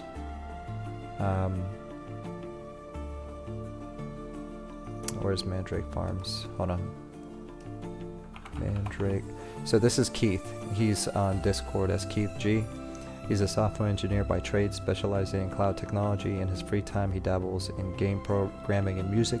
He also created Mandrake Farms, a stream edit YouTube channel to showcase Eminem Twitch VODs, and is advocate of playable mandrakes. He's a big EQ fan and also diehard fighting game player. Okay, so the reason I'm going to share this with you guys is because all those live streams that we just saw previously on Twitch, we're going to a channel where he basically edits these videos down so they're more easily consumable. Okay, so I already queued some stuff up here for us. Oh wow, look at this. Hold on, we were just listening to that music in the background, but look at this image.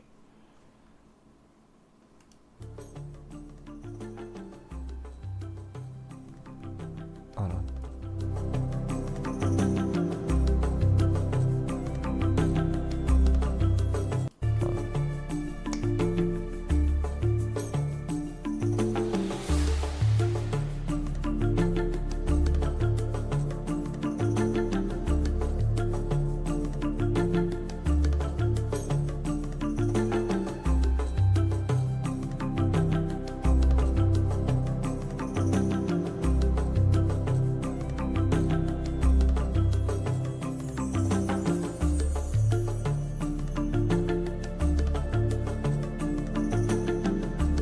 I love it. All right. Moving on. So I already have this queued up. So again, this is just reiterating a couple of things, and then we're gonna watch the next part. Allows us to stretch out the content and the progression and the field progression and your ability to sort of navigate the environments and mitigate obstacles. I'm hired. I'm the right man for this job. Yes, I've made it. Thank you, Archmage. No, but we've got a crew that's background is EQ and in some folks' case more maybe classic WoW or whatever, but gets what our intent here. It's really nice working with the team because I mean folks get it, and we recognize the things that we liked about EQ in the other sort of early era of MMOs, and we're looking at how best to sort of take that forward without going the same path that other games sort of took it down, right? So, you know, this is kind of with regards to quality of life and things of that. So it might be neat for some levitate abilities to keep you out of the water, for example, but that's it. Water walking. I mean, in theory, we know what the water volume is. So really quirky shit like that is definitely something that I'm hoping we get more in. So that's the end of that video, but he's just reiterating. I mean, at the end of the day, like, everyone knows what we want. They have the same wants and needs as what we've been secretly saying behind the scenes for 20 years. Stuff I wouldn't tell my wife, like the fact that I, she knows about my childhood, about playing EverQuest, but I mean, it's just like, she doesn't realize how pressed I am 25 years later. She knows I like it, but she doesn't know that, like, I'm literally sitting at the edge of my seat waiting for a remake and that nothing else fills the gap. Okay, I'm not that pressed, but you know what I mean. It's a classic. So I'm going to leave this also in the link.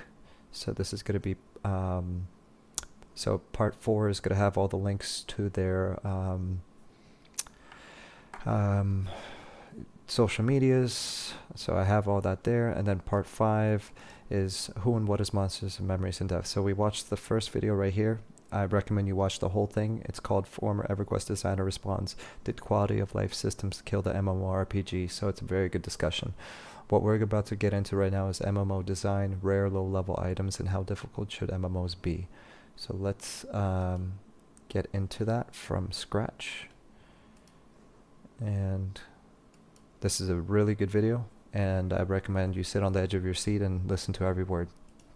All right, Belfaster asked, what are your thoughts on having strong items like that in relatively lower mid-level power dungeons? Was that just a bad mix of dungeon item power? Glowing black stone is another one that comes to mind. I like having a tiny chance for a lower level player to luck into an expensive item, as it helps create cool experiences and stories, and is like winning the lottery at that level. It's an interesting challenge, right? Because if you make it super rare, it'll still get camped, right? Like if it's, hey, this has a chance of, you know, it's a X% chance of dropping off of a NPC that's, you know, got a placeholder and it spawns once every 4 hours or 8 hours or 5 days or 7 days, right? Like you guys have seen that before. And so, you know, people will still do it and they'll be like, God, this camp is horrific, right? In theory, we could have something that could spawn off of anything in the world at a very, very low percentage chance. And, you know, that then you get your ring of power. The idea of putting something in there that's not that hard to camp, you know, not that super rare, but it's in a lower level zone, then it really becomes a question of, does it become a thing that the lower level actually gets an opportunity to experience?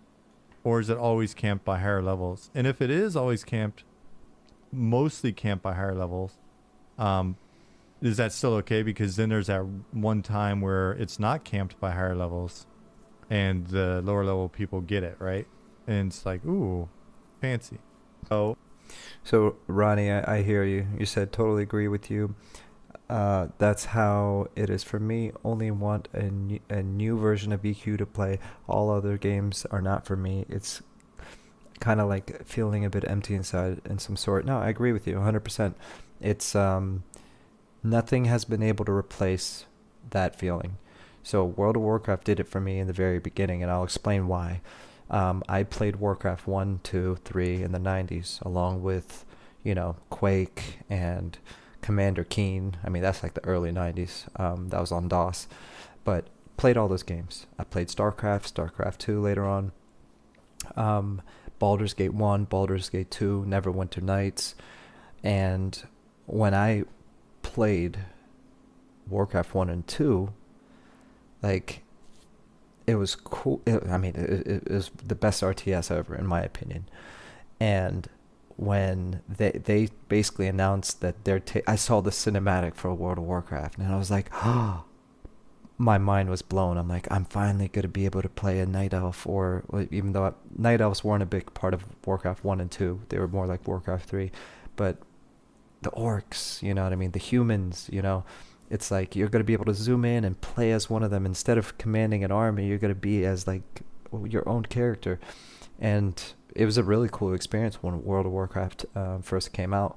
But then, of course, just like all the other MMOs, things changed, But it still wasn't EverQuest. It didn't compare at all to what EverQuest was, because EverQuest is not a linear game. It's not a theme park game.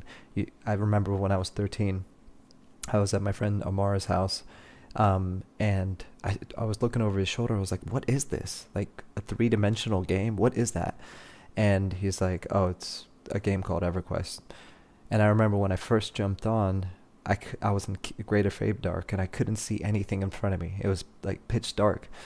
And it was a surreal experience, because especially back then the technology was just starting to show off the capabilities of computers, of 3D graphics, and of this new thing called the internet, where we had like MRC channels where you chat, or AOL where you chat, and then it took that and combined it with the 3D graphics, say, that you'd see in Quake or something like that, or Half-Life, and you'd think of all your Lord of the Rings books that you used to read as a kid, or Chronicles of Narnia, or the other fantasy books with more of an adult theme, or you grew up thinking about stuff like the Knights of the Round Table and Camelot and Merlin, or Dungeons and Dragons tabletop, and all of a sudden you're like, I'm in the world. And I was like, is that a real person? Like, I saw another person running. It's like, yeah, that's another person. And it blew my mind. So yes, there's that side of the nostalgia, but even after that specific unique feeling of like, this is my first time faded, there was something else about EverQuest 2 where it's almost like your imagination would fill in the blanks, or fill in the missing pixels of maybe even graphical fidelity. To this day, when I play it, even though the graphics are 25 years old and very aged, it still looks beautiful to me. I still can sit there on the boat from Fadeward to Antonica, going from, Butcher Block Mountains to Freeport, and enjoy my trip on the boat and take screenshots of myself as the sun is setting. Like, what other game would you do that in? So, anywho, I like, let me digress from that topic and mention what he was just talking about. So he's talking about like, so you mentioned something about like the low level drops, and I 100%, there's two things I want to say about this.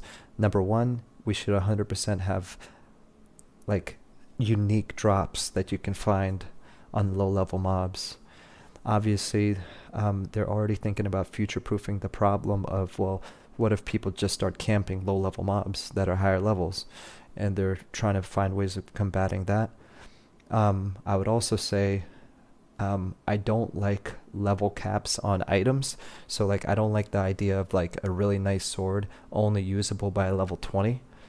I think twinking is a very cool aspect of EverQuest in replayability. The fact that you can work your way up and become very powerful, and then you can start a new life as an alt. And because of your past success, it's almost like you're passing down your like heritage, right? Your what do you call it? When a person inheritance, yeah, it's like you're passing on your inheritance. You get to level 60, you've defeated all the bosses, or not all of them, but you've had this mighty adventure, you've made a name for yourself, you're in a guild, and then you decide to make an alt. And because you work so hard, you're able to twink your low level character. I don't think there's anything wrong with that, and I think that actually adds another layer of the gameplay. So my only ask for the developers, and if they have a good reason of why this is not a good way of thinking, please feel free to correct me. But that's another thing about EverQuest that I really liked, and I didn't like that about other MMOs, is that you couldn't use this sword unless you're level 20.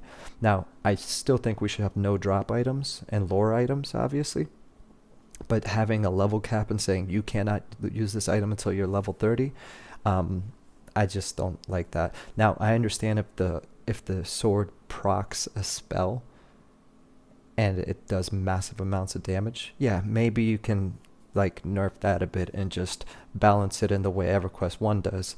And what they do is, you can't use that proc until level 45, right? That is fine. But just blatantly saying you can't use this sword or any of these weapons until you're a certain level, it just kind of disappoints. So again, I don't know if that's what they plan on doing here. He wasn't even talking about that, but that's just my feedback on the topic of items.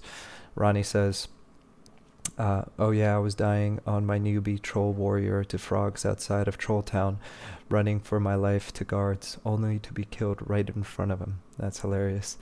Yeah, that last minute death is always the best, when you're running away and you're like at 3 HP and you see the guards, you see freedom, and then the screen changes to the top down screen, and then you just see the frogs hitting you for the last time when the guards are literally right there. Ronnie also said, having to run back to get my corpse and not being able to find it, loving people who was there and saw my corpse and helped. Yeah, the people, the community, other people reaching out. I remember same thing happened to me. I didn't know how to find my corpse. Somebody told me how to do /corpse, and they would drag the corpse to me. Completely remember that. Ronnie also said, yep, agree, twinking is a nice thing, or that you can help your friend advance faster. 100%. Yep, like that's exactly what I like doing. I have a friend, John, who the way I met him was, I think he was looking for like crush bone belts. So not only did I sell him crush bone belts, but then I was like level 35 and I was visiting Kelethin after buying some spells, and I just wanted to visit my hometown, and I ran into John, and I was like, I just wanted to give him something. I wanted to find someone to help, and I just started giving him a bunch of stuff and a bunch of this, and we became like best friends. And we would, not only did we become like very good friends in the game, but we became friends in real life. My wife obviously teases me for it, but not really. Even she's like intrigued. She's like, "Do you talk to this person outside of EverQuest?" I'm like, "Yep." So it's really cool how you make those connections in these MMOs, in EverQuest, really.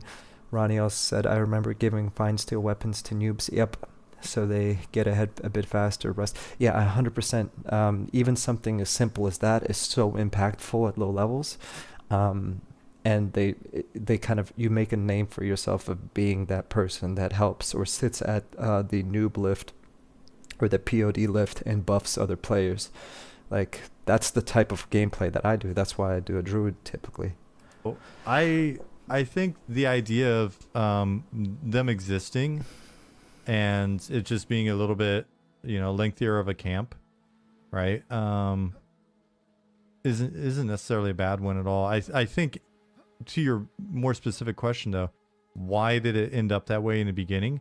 I was talking about that with someone earlier today, actually, offline, and well, not in here. And the thing I think that happened with some of those, items like mana stones and things like that was, one, they didn't really have a super centralized like itemization person that was controlling these things and vetting them. At least not when I got on the team. So if they had one before, that person wasn't there by the time I got on. And then the other thing was no one really realized that the game would live for more than a year or two. And so with that in mind, wacky stuff was done. Warlock guy said, RuneScape 3 has that with the item. If you have tier 4 luck, everything you do has a chance to drop the super luck ring from skilling to killing. Yeah, there's some... we'll probably play around with some wackier ideas there and see what winds up happening. So the goal is to make a place first and foremost, right? Like I don't want to undersell the challenge of it, right?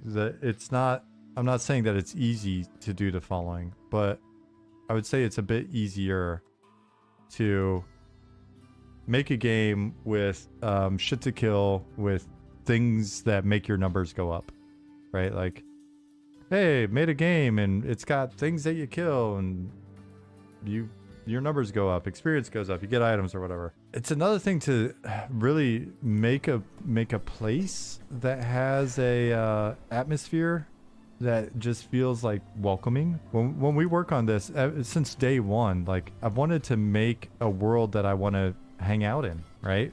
Because yes, there will be the number. Yeah, so I gotta chime in because listen to what this man is saying. He wanted to make a world that he could just hang out in, right? And that's exactly how I feel. Like, look at the aesthetic of just what you're seeing right here. The skybox, the clouds, the stars, the gentle illumination of that city right there, which, by the way, reminds me of, like, Quest for Glory, Sands of Time, I think, or whatever it's called. You could just sit there and chat with a friend and listen to the ambience of the music that's from that city and listen to the crickets chirping and be programming on another monitor or watching a movie or getting some work done. You know, you don't necessarily have to be completely tuned in and sweaty, right? Trying to raid every 5 seconds. I 100% agree with his mindset and approach to this, and I have a lot in common with him when it comes to this, what he's talking about right now. Ronnie said, when he says that, I'm thinking of East Commons Tunnel, where the trading on most servers was. There was not meant from the team to happen. It just did naturally, which made it even better. Exactly. It's like the players made their own. Yeah, it was organic. That's the word I was looking for. Number chase and the server first and all of the. Yes, there will be the number chase and the server first and all of the sort of kind of competitive player focus. There will be the things for you to do and kind of show your clout and all of that. But for me, as someone that plays a shitload of alts, even if I So when I think I was talking about it in the beginning of the stream, but when I saw this lighting in the distance, it made me want to explore it and see what's that over there, right? And I love how the beetles are illuminated. It's all really cool. What he's saying right now is also important because he's saying, look, you're gonna see all the rating stuff. You're gonna see all the core stuff that modern MMOs have, but it's not to make that the focus. Not like, oh, when does the end game begin? This is the end game. Level 1 is end game material because it's the end game, the middle game, the beginning game. It's the adventure and the journey from beginning to end. And the journey doesn't end because then you just make an alt and the journey becomes brand new again. You know? I had one like max level tune that's doing, you know, some of the more leading edge stuff. I got the feeling the bulk of my time would probably be on alts. And it'd be nice to just make this world where I enjoy making new characters and hanging out and doing the kind of stuff that I do, which is like simple camps, camping for, you know, doing grueling camps for rare items, interacting with people. You know, it's just that's first and foremost. Like, can we nail the atmosphere? Having an alt problem is fantastic news for us. We love people that love alt. So one of the things that I've got to do as well is the feedback that we've gotten is it's just right now the camps that are here are just set up. They're too easy. They're set up with the idea of, you know, not requiring CC, especially if timing was right, and they're fairly low density population. But I can look at NPC placement. I can look at some more roamers. I went ahead and put in a few roamers, but once you're going, it's not that big a deal. But like this is, Yeah, the idea of roamers is something that I really like about EverQuest, is that you can be doing a low level camp, and then like a sand giant, just you hear him in the distance with his stomping sound effects, and it makes you like on edge because you're like, oh crap, is he close by? Or you know he's close by when you hear the stomps go from doof doof doof, and then it changes to doof doof doof doof doof doof. It's like, oh crap, I just aggroed the sand giant. Oh man, so many good memories. what, at most 2 that you got to deal with when this guy's not patrolling, that type of stuff. That's what's missing from modern MMOs. Used to be about building an immersive world, not Yeah, Ronnie says hill giants and sand giants. Oh yeah. running between quest hubs. I think some of that was also incidental, right? It was because systems were not as well designed yet. I mean, we have this discussion. We've had this discussion this week in with some of the friends and family and stuff.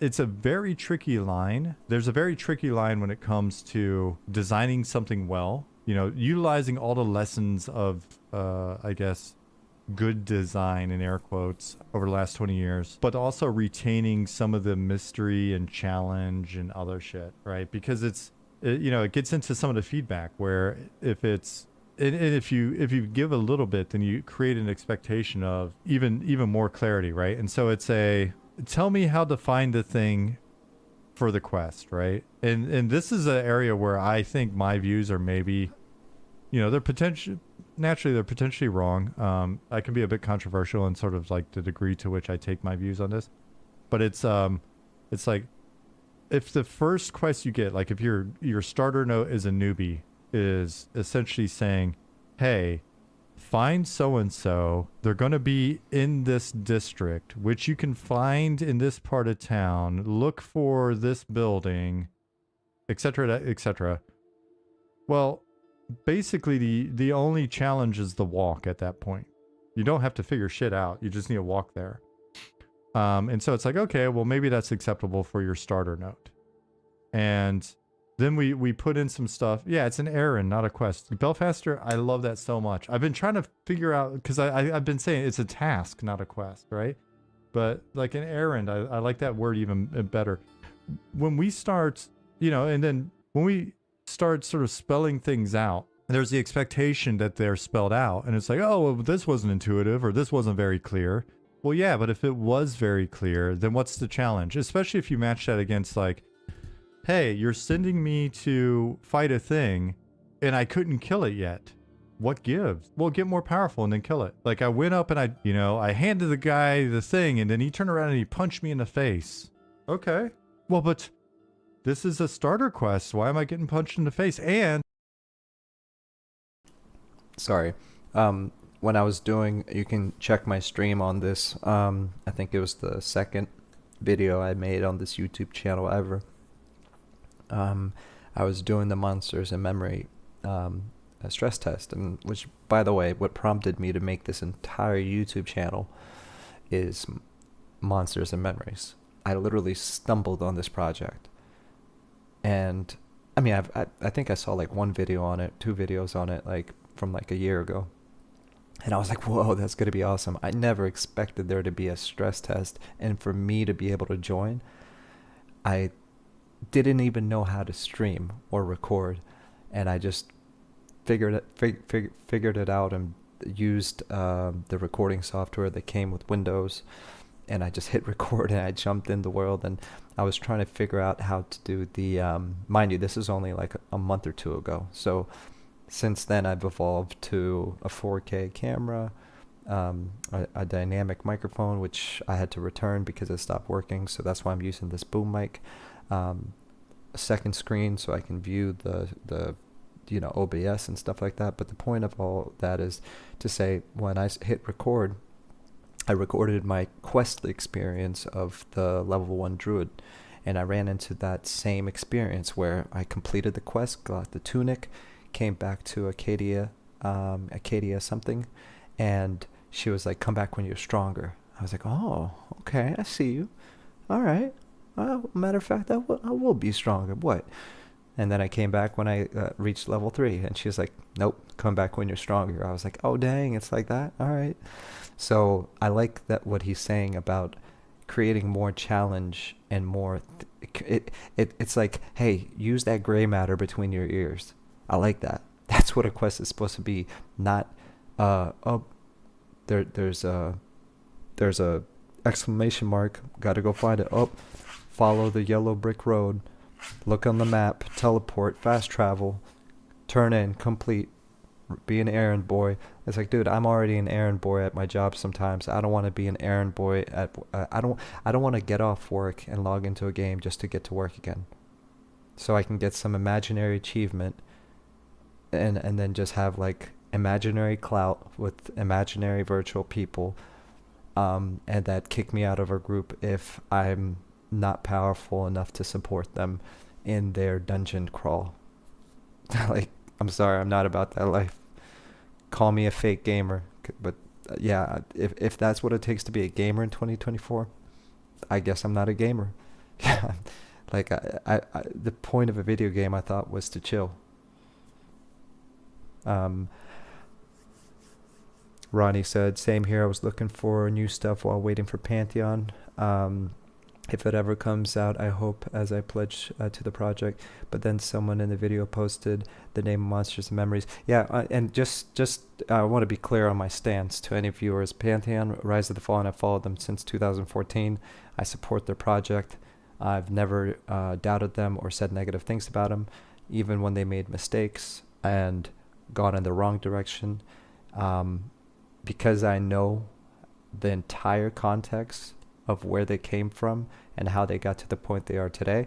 I've always been the type of person of, why would I be negative? I'm going to support the indie project and spread positivity and kindness instead of negativity and trolling, right? The logic behind that is, would I want that same treatment at work? If I make a mistake at work, should I just be fired immediately? Should I not receive a little bit of correction, guidance, and pushed in the right direction? Wouldn't positivity go a lot further to build me up and improve me as an employee versus the latter of just saying, 10 years, bro? 10 years? Huh?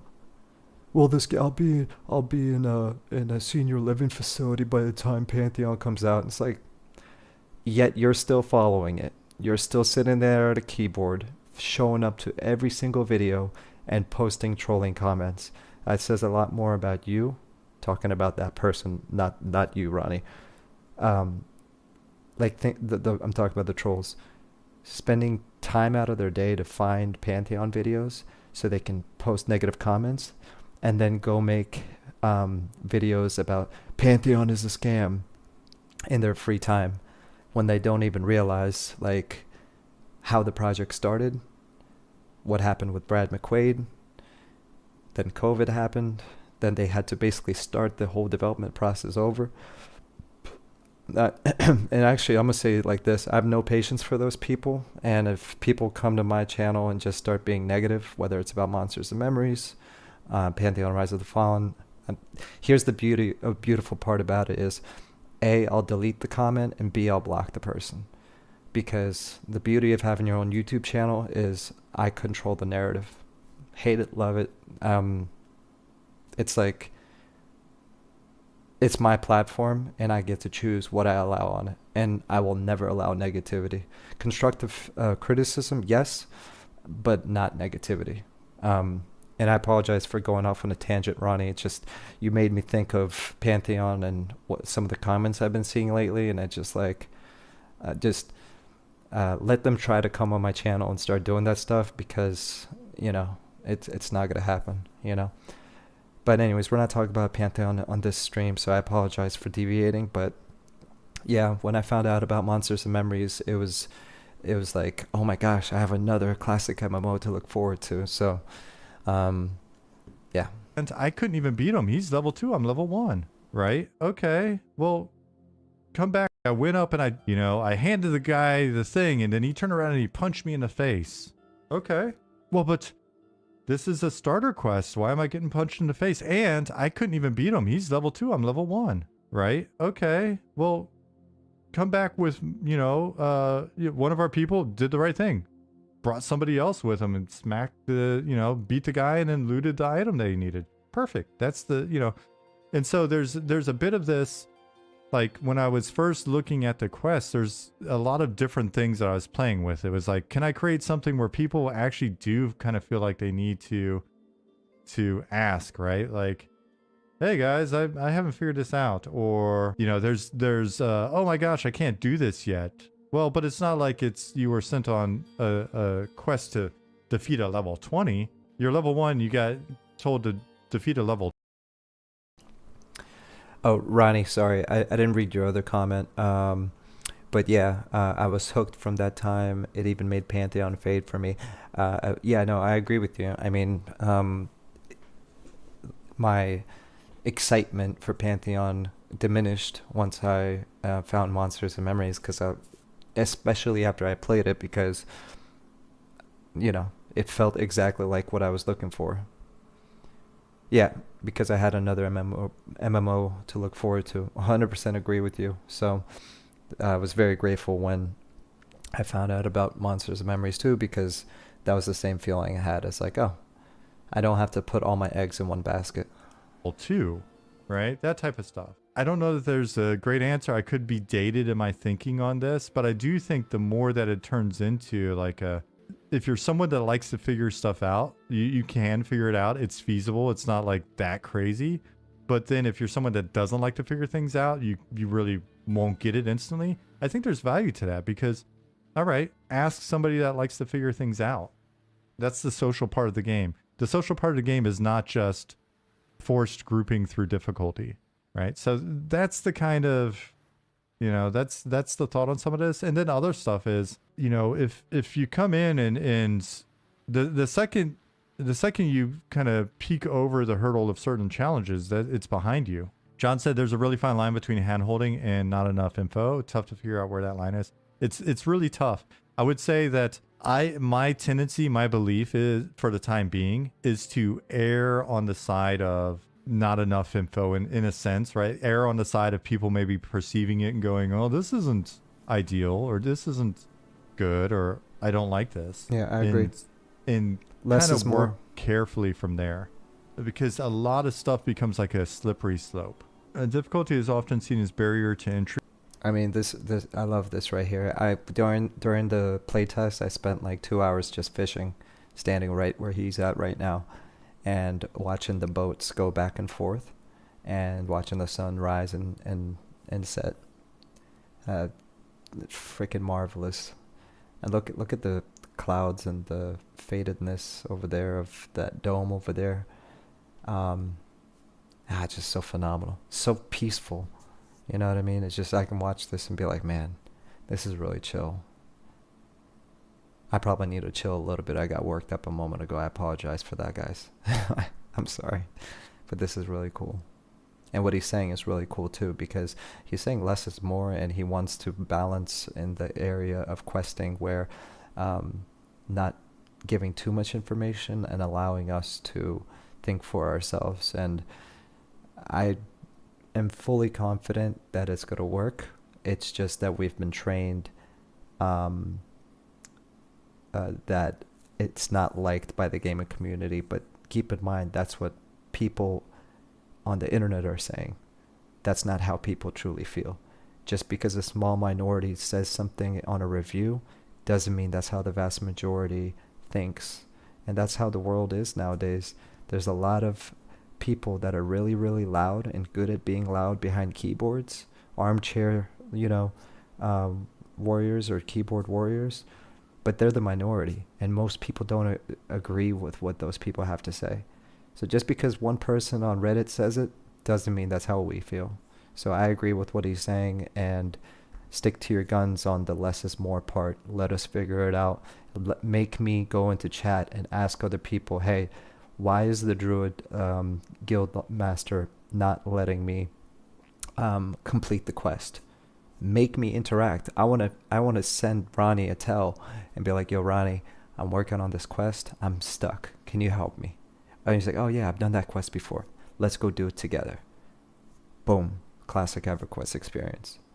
Tree, in quotes, by those who worry about cash. And that's so. Don't get us wrong. We want as many people to play this game as we can, without compromising what we think the game should be, and thus acknowledging that as many people may not be a ton of people, right? I would correct your statement, Nicodemus. Nicodemus said, I think the intentional difficulty of EQ was the reason MMOs became so popular. Look at Dark Souls' success. I think the unintentional difficulty of EQ is what got people going. And then in order to appeal to a broader... Look at that water. Look at the way it fades and changes color. It's just, this is so phenomenal. Hold on, let me get off the screen.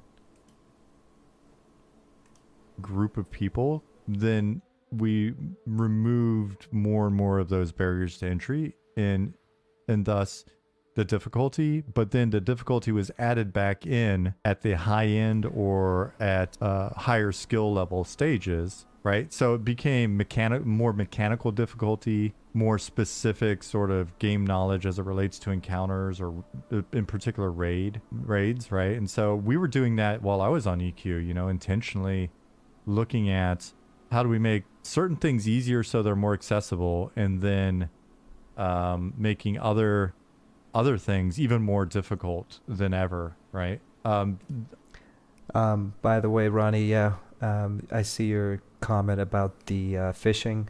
He said my brother is 100% going to fish right there for hours. He loves trade skills. Yep. It's awesome.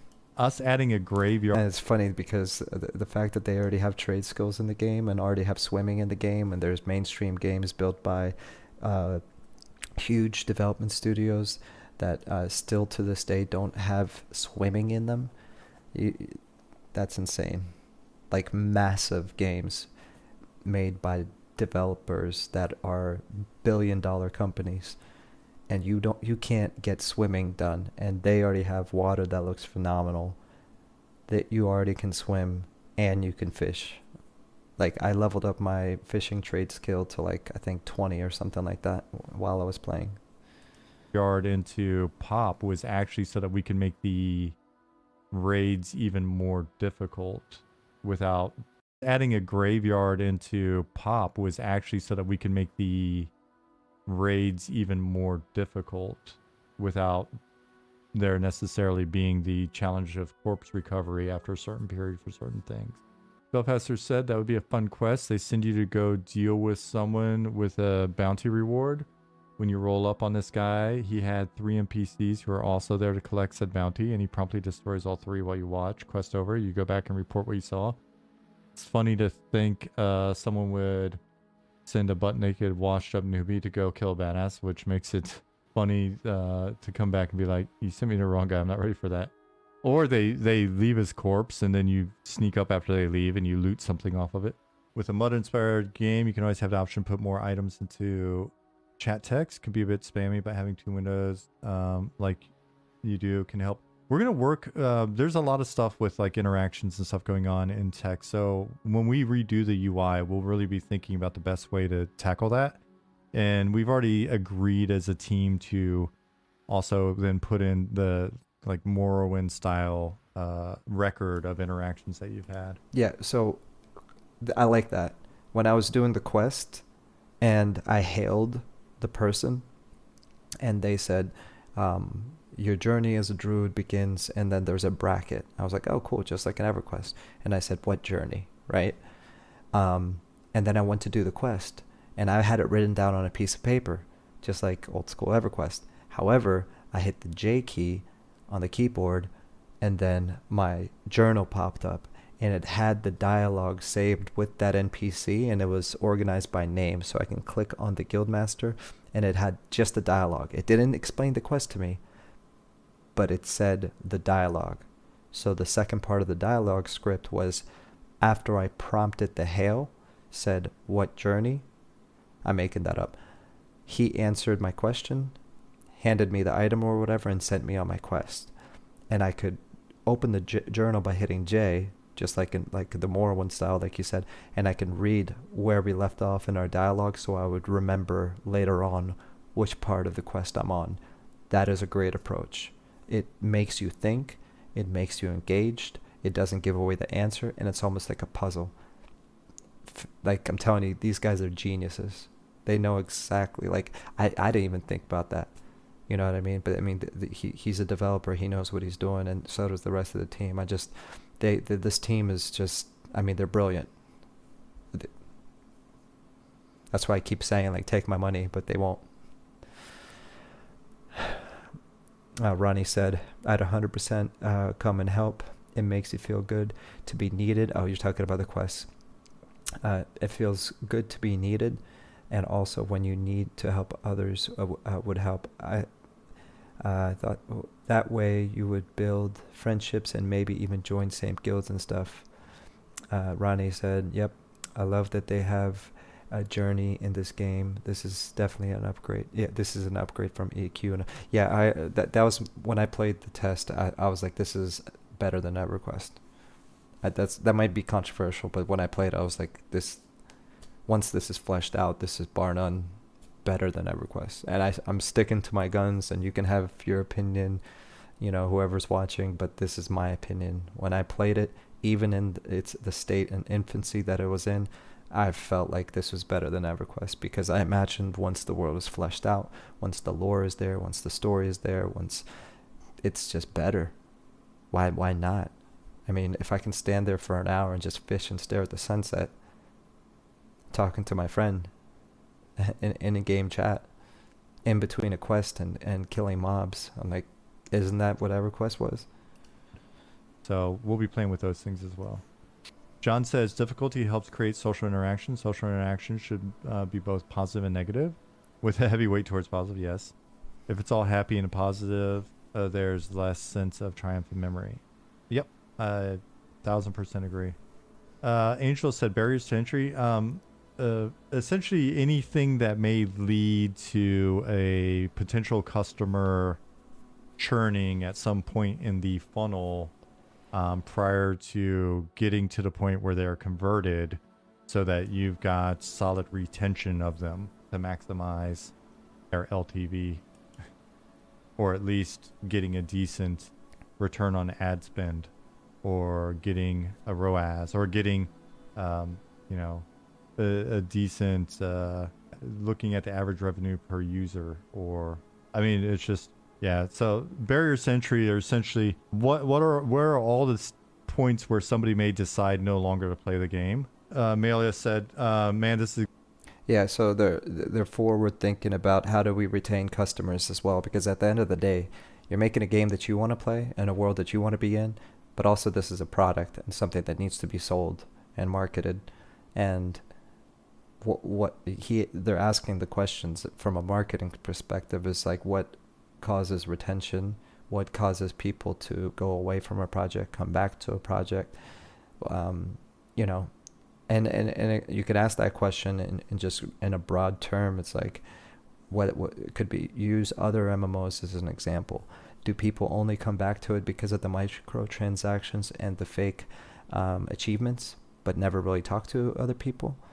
Or is it similar to something like EverQuest, where 25 years later, there's 2,000 players playing on a single server of a game that's locked in time 25 years ago, because they would rather have that old school interaction, right? So if 2,000 players on a emulated server do that, imagine taking that game into the future with a one-click install client like this game and unleashing it to the masses.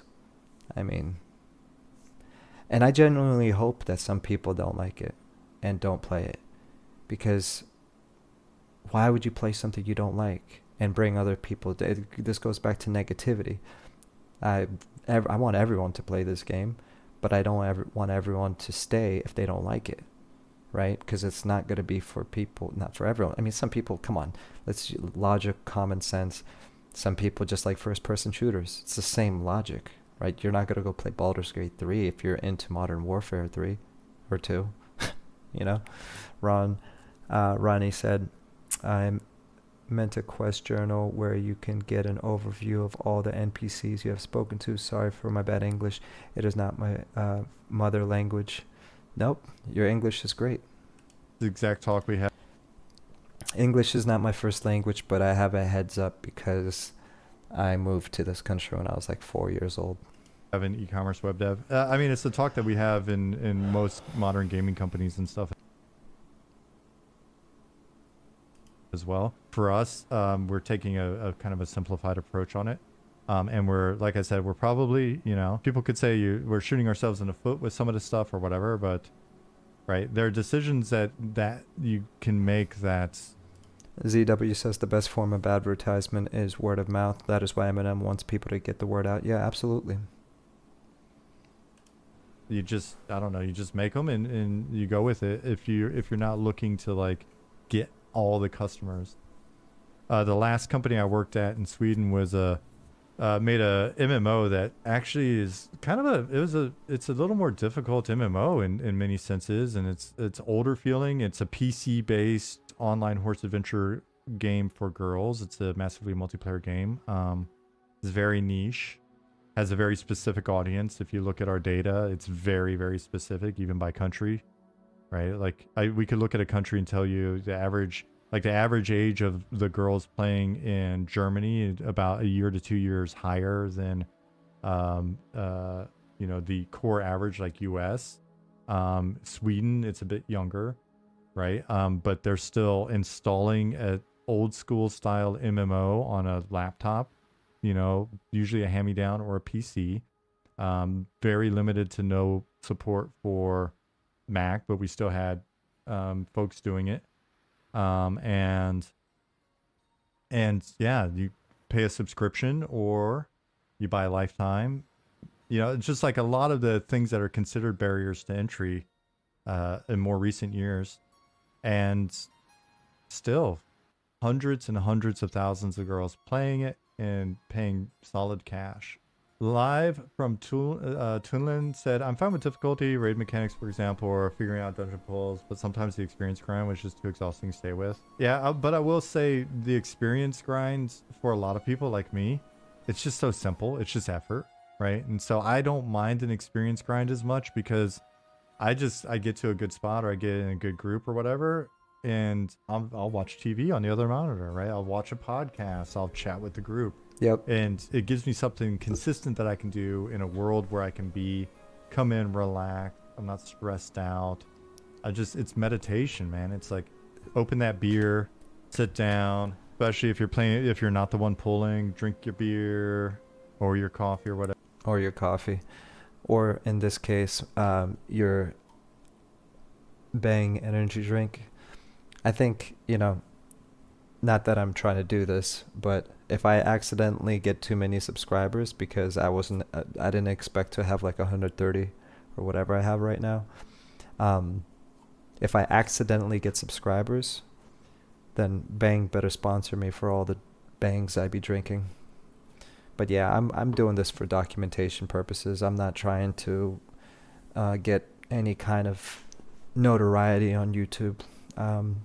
To be honest, I probably wouldn't even want that because that just means there's going to be good people and bad people. But I'm going to take this moment to actually say every single I'm shocked. I'm blown away. I'm like, phew, the amount of cool people that have come to my YouTube channel that I literally just made 2 months ago and have been commenting and saying cool stuff and vibing and just agreeing and being like chill. Like, man, oh man, thank you so much. Because I do this super late after work and after kids and after wife and after responsibilities. And the fact that somebody, even one person is watching, like, why? Like, what? I have nothing interesting to say, but I digress and wanted to say thank you because I think it's really cool to have our little community here where we can like look at this stuff together and enjoy it. So, that's all. Thank you. That's Whatever. Boo boo boo. Talk some shit. Watch some shows. Yeah, it's cathartic. It's it's not. In many cases, it's not much different than coming home and plopping down on the sofa for a few hours. Not the one pulling. Drink your beer or your coffee or whatever. Boo boo boo. Talk some shit. Watch some shows. Yeah, it's cathartic. It's not. In many cases, it's not much different than coming home and plopping down on the sofa for a few hours. Which, when a lot of people are like, "Oh man, I've gotten older, and or the audience is older, they don't have the time to play like they used to." Yeah, like that may be the case in some cases, but I'd say like Netflix and TV viewing data says maybe that's not true, right? Like there are a lot of people that come home and they'll watch TV for 3 hours a night. Shit, there are people that come home and watch TV for 5 hours a night, right? Get off work at 6. I'm not as worried when folks kind of throw that point back up. What I'm more worried about is like, I'll be honest, and I'm not speaking for everybody on the team. Naturally, we've got people on the team that at least one person that's very active raider. I would say at least 2 people that are active raiders, played a shit ton of MMOs. Our team plays. Everybody has a different background, but there is a lot of commonality in terms of MMO experience. And there's nothing wrong with that. I never raided an EverQuest.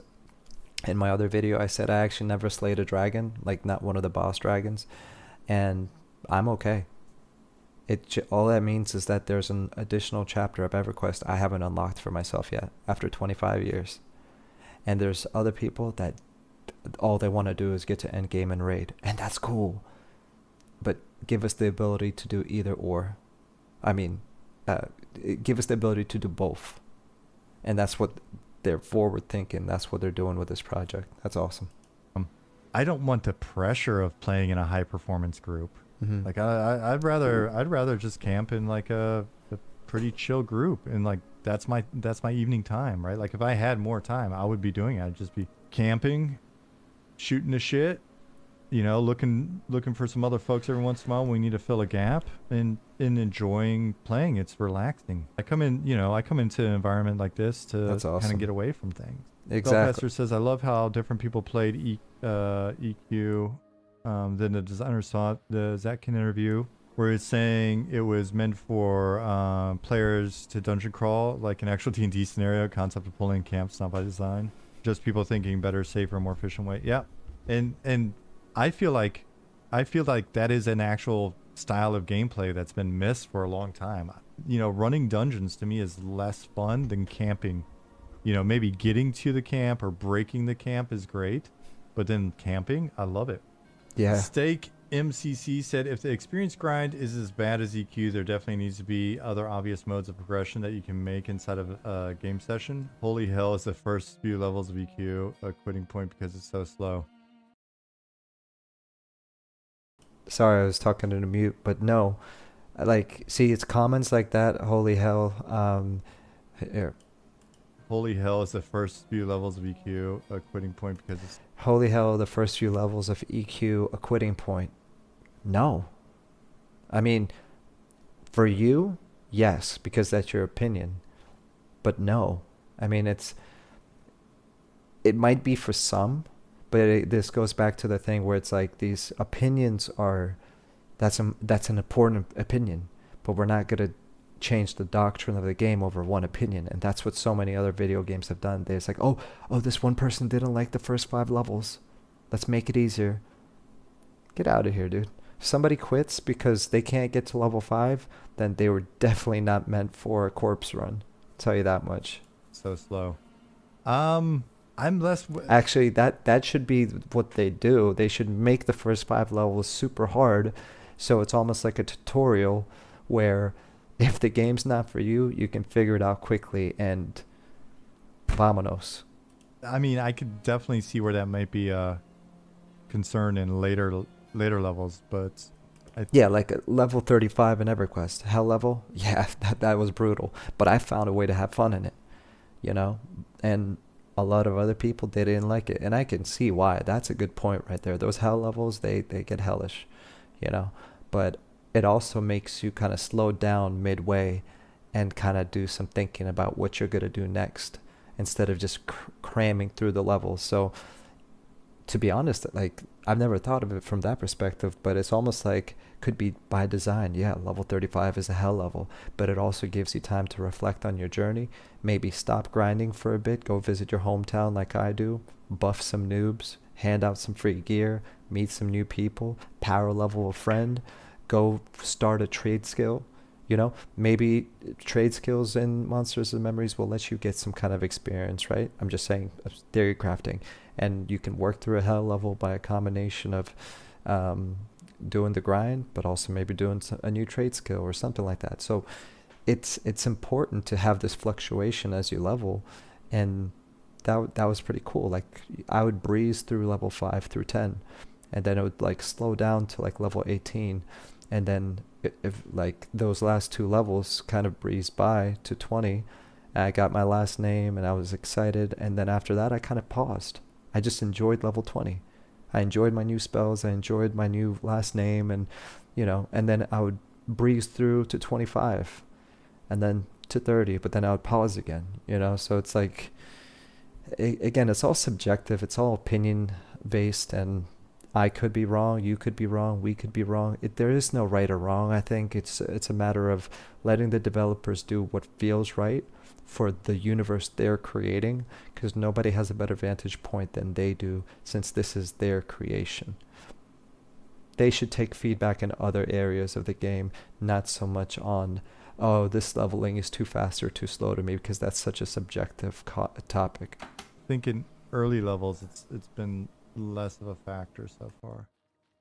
I know it's come up 1,000, 10,000 times. What's the stance on instancing? Probably not in favor of it, Shaka said. Yeah, so we're going without instancing. Though it was interesting, we had somebody provide feedback and sort of like argue some different points in Friends and Family the other night. It was like, because somebody mentioned that like a level 20 was running around killing everything in Wormsbane, and it was a little disruptive. And then the person was like, well, yeah, that, the better design is to like do trivial load code and stuff like that, so that they won't kill everything. And then the counterpoint was, well, yeah, it may not matter because the person may just be killing shit to be lame or they're bored. And then another person, or then the same person said, yeah, well, that's the problem. Like, if you give an opportunity to people to be lame, they're going to be lame. And they're going to go in and disrupt stuff like that. Which my point was, well, for us, if someone's being lame like that, we've got a small enough community, and as the community scales, we're supporting customer service well enough, then they can just say, hey, come check this out. This person's being disruptive. And then we'll get rid of them, or we'll put them in jail for a little bit. And any argument that goes beyond that starts to get into the point of, well, that's how instancing happened, right? Because if you start to go like, all right, but if you're too high level for the zone, you can't even engage the mobs, and not only do you not get experience, you don't get loot, now you can't engage them, and blah, blah, blah, blah, blah. It's like, all right, well, once you start tacking on that many like layers of protection to keep people from being assholes, that is one of many factors that went into us adding instancing to EQ back in the day, and we're not doing it here. Been checking out Dragonflight. All right, so ZW said high experience quest should be you helping a low level player beat a boss or help them complete a quest. It is all about design based on being a community. That is a good point. ZW just made a very good suggestion. Sean, if you're listening, so in the context of progression and leveling up, I'm going to read that comment again. ZW said, high experience quests should be you helping a low level player beat a boss or help them complete a quest. It is all about design based on being a community. That is that's a great idea. That's super cool. Ronnie said, "Thank God, Sean, no instancing." Yeah, no instancing indeed. And nobody ever talks in dungeons, asks questions, not a word. I had a really great experience in WoW up until probably Wrath of the Lich King, and it became more and more of a, if you're not hitting a certain DPS and you need to get, GTFO.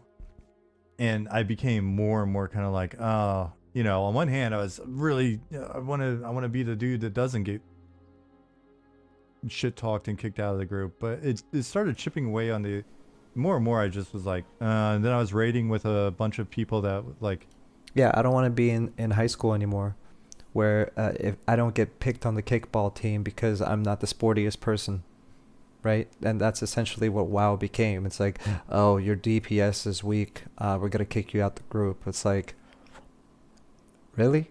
You're DPS shaming me? Like, get out of here, dude. It's not that serious. It's a freaking video game. It's not no, sorry. That's way too sweaty. And if somebody's into that and they want to be competitive, and that's awesome. Like, kudos. I mean, that's wonderful. To each his own. Not for me though. I mean, I can get very competitive and sweaty too. And it's okay sometimes, but in an MMO, an adventure role-playing MMO, where I'm role-playing as a wood elf druid, adventuring through the land of Norath, yeah, dude, I'm not trying to be all weird and sweaty. different EQ developers from, Sony developers, going on raids with a lot of them, and it was becoming more and more of a, don't step in this and do that, and I was just like, I just want to chill out on my laptop and watch some TV, and yeah, and so it's weird because it just kind of petered out for me. But I also think part of that was I got super bogged down in DC Universe Online development, and then just didn't have time to do anything other than be miserable, crunch, and try to get some time at home. Nicodemus said, I think if you have a variety of player experiences, some high octane activities and some chill activities, you should cover all types of players. Some people get off work and just want to chill mentally. Raids are high stress. Yeah, I think it's inevitable that we have a range of activities. The one thing that we shouldn't do this time around, my firm recommendation is we shouldn't start putting all of our eggs in the leading edge basket and spending all of our time and resources trying to retain people that are always going to burn through everything, destroy everything, conquer everything, and what's more? Give me more, give me more challenge. Okay, make an alt, or go play some other games for a while and come back when there's new shit. I feel That's like we awesome. dropped the ball on EQ when we started really just being too focused on our high end. And it's that idea of like, you can't lose any players, right? And if you lose the high end players, they're the most vocal, right? They're gonna get on the front page of their website, their guild website, or they're gonna get in their forum and talk shit about, I've killed everything, the game's over. Yeah, and you see, he brings up a good point. It's like the 1% of players that plays 24/7, burns through all the content, has 6 level 60 characters that, and they need everything to be perfect, and they go on every single raid and da da da da da da da da, and it's like, just because they burned through all the content, all of a sudden the game now sucks. Again, let me put it to you in regular terms. It's been 25 years. I've never even done a raid on EverQuest, because I've been so busy getting filled on the gameplay that I enjoy in that game, that now I can go and enjoy a raid and it'll be a completely new experience. That's how huge EverQuest is, that after 25 years, I still haven't done it all.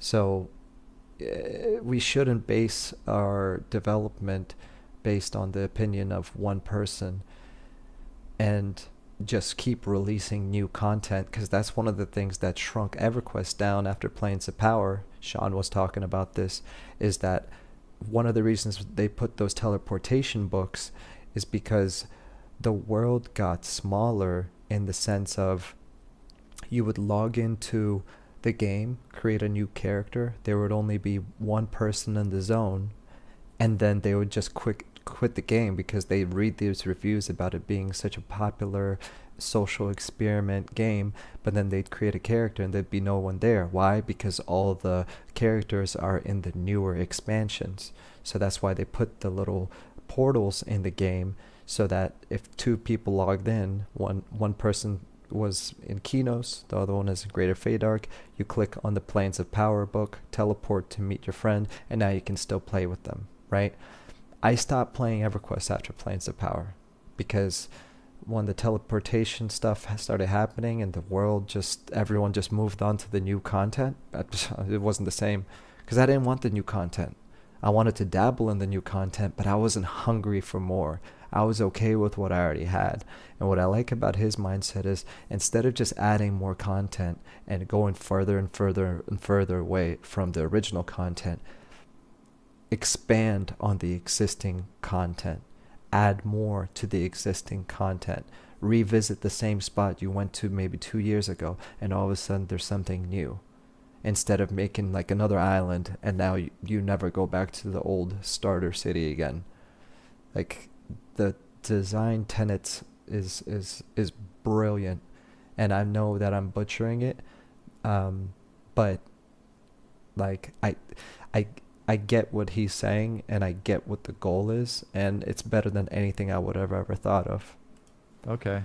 Well, I think there's a lot of work that we should be doing before the game gets to the point where that is the game in the first place. If we get to the point where folks are that sort of intense and that invested in the game, becomes that focused on, you know, the challenge and, you know, sort of the EPing part of the game, I think we've probably already messed up again. So we'll see how we figure that one out. No Man Stream says, I have 3 kids and a wife. I get to a place and camp there. If group I have 3 kids and a wife too.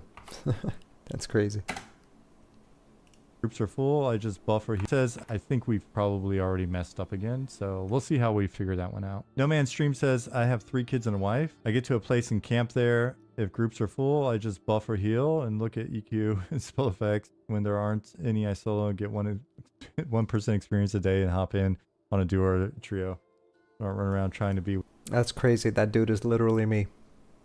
with everyone everywhere. Fair. It's funny because it's like I hear a lot of like folks mention I don't like when no one talks in modern MMOs, and you know, I do like that when there's less hand holding and the community's got to figure stuff out and all of that. And so I've been watching our friends and family pretty closely to see how much that's the case, right? Like how much are people talking to each other? A lot of that happens in Discord, which is fine. The talking's talking, especially when it's a concentrated group of folks in one community like that. You know, but it's how much information sharing is going on, how much are people helping each other, how many people are becoming like the mavens that know a little bit of everything and try to help other people out.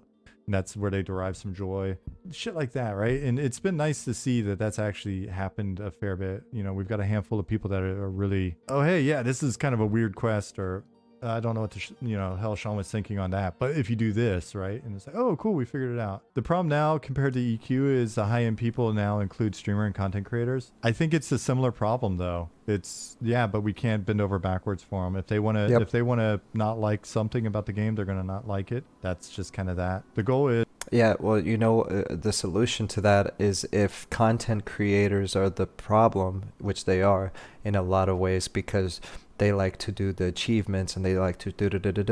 The way the community can fix that is support the streamers that are more like me, which literally will just sit there and do 1% XP a day and somehow manage to have a blast. And I'm not saying you should actually do that, but what I'm saying is that's kind of like my content. I don't care who watches anything. I'm still going to record myself sitting there fishing for 2 hours and having a conversation, because that is my EQ experience. And some people are going to love it, some people are going to hate it. But yeah, I mean, to his point, because we live in a content creator rich streamer world, there's going to be a lot of people that just burn through the content, and once they're done with it, they're just going to move on to the next project. But I think it's going to be different for Monsters and Memories, because again, the community that we have, I think I'm going to shift off from the negativity and move on to the positive. I think every single person that even watches this agrees with 90% of what Sean is saying, and you have every intention to enjoy this game just like you would classic EverQuest. and people that played EverQuest and play with each other, we're all kind of like on the same wavelength. It's like a cult. No, I'm just kidding. But on a serious note, I mean, it's like that we get each other, and we get him, he gets us. We're all in this for the same reason, you know? And there's always going to be people that don't like it, and that is okay. I'm beating a dead horse because we keep talking about retention. It really doesn't matter that much. Let's wrap this video up and move on to the next topic. We're almost done. Is that we make something that individuals that are kind of that are willing to think on their own and have their own opinions enjoy. Belfaster said, surely there's a board game designer out there that's a former EQ addict. I think CCG would be a good idea for taverns if you'd be cool having cards as drop. I loved Gwent so much. People can play versus each other while camping. Live from Tulan. But honestly, Belfast, honestly, card games as a side hobby in an MMO seem like a fun idea. One way to potentially do that would have that actually, rather than it be drops that you use directly, have there be a trade skill in somebody that actually makes the cards for it, and then have different drops be components for that person, right? So maybe the game is based off of history and archaeology and stuff, based off of history and archaeology. In different things, in research, in astrology, in astronomy, right? And so maybe the notes, not the notes, but essentially imagine like a tarot card or a CCG card. Maybe these cards are derived from various classes like that then can produce them. Right? And so it's kind of tied into the fiction. Like the world has a CCG in a sense, and it's the sanctioned cards they come from these sources, and those sources derive their information from different things, right? So, Yeah, that's a cool idea to have like, a card game within the game, and how you get those cards can be different ways of either drops or by trade skills. Yeah, all of that is cool. Just put a little bit of a fictional wrapper on it, and then boom, put it in. It's really it's a question of just sort of resource allocation, dedication to it. Tell you what, if you tell all of your friends about our game and get all of your guildmates and your family to play later on, and that leads us to having the cash that we need to do extra stuff. Yeah, so best way to support Monsters and Memories is just to get the word out. So get the word out. Then what I'd like. As EW said, I think a big element about streaming is sharing the first experience with each other, and that moment could be at your own pace. People just want to see your reaction to it. That's a very good point. I mean, I'm not a content creator or streamer by any means, but your logic and your point is absolutely right. That's kind of what people do and what people watch. You're right. Like to try to promise you, I don't know if I can pinky promise yet. I would like to say that it would be nice. There are a lot of things that it would be nice to spend our money on that aren't like dropping a few million on a new project or whatever. It'd be nice to reinvest in the project and be like, hey, we're doing pretty well right now. So we actually commissioned some cool CCG stuff, blah, blah, blah, for this thing that we're putting in as a, integrated into the game, that kind of thing, right? So I could definitely see, opportunities to add features like that as a result of folks enjoying the core game as it is when we go live, and we may even float some of that stuff out to the community as like a poll or something and be like, hey, we could do this with the cash, we could do that with the cash, what are you guys thinking? Get your opinions on that as well. And there's a lot of that stuff that I can imagine, I can imagine situations where like Ollie's, hey, over the weekend I made this thing, the dude's so fast and he's so creative and good. I could see that, right? Or some of the other programmers on the team, or you say CCG, I can imagine Goblin's ears probably perked up and was like, I'll make some cards.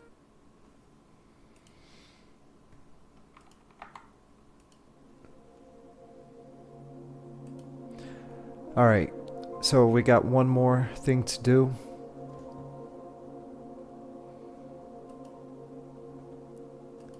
First of all, thank you all for sticking around this long. One thing I've been doing on these breaking news newsreels, this is technically only episode 2, is I've been closing out with some positive things that we can all relate to, right? I say a lot of things during these streams that you may agree with, you may disagree with, but I think the having a discussion, conversation about it, or just enjoying ourselves, enjoying watching all this cool stuff is fun in and by itself. But, you know, for those of us that came from the EverQuest world, our part 6 is going to be EQ lore and fun. Just as a friendly reminder, all of this information will be included in the description of the video after the live stream is over. So feel free to enjoy it. And let's get into it, shall we?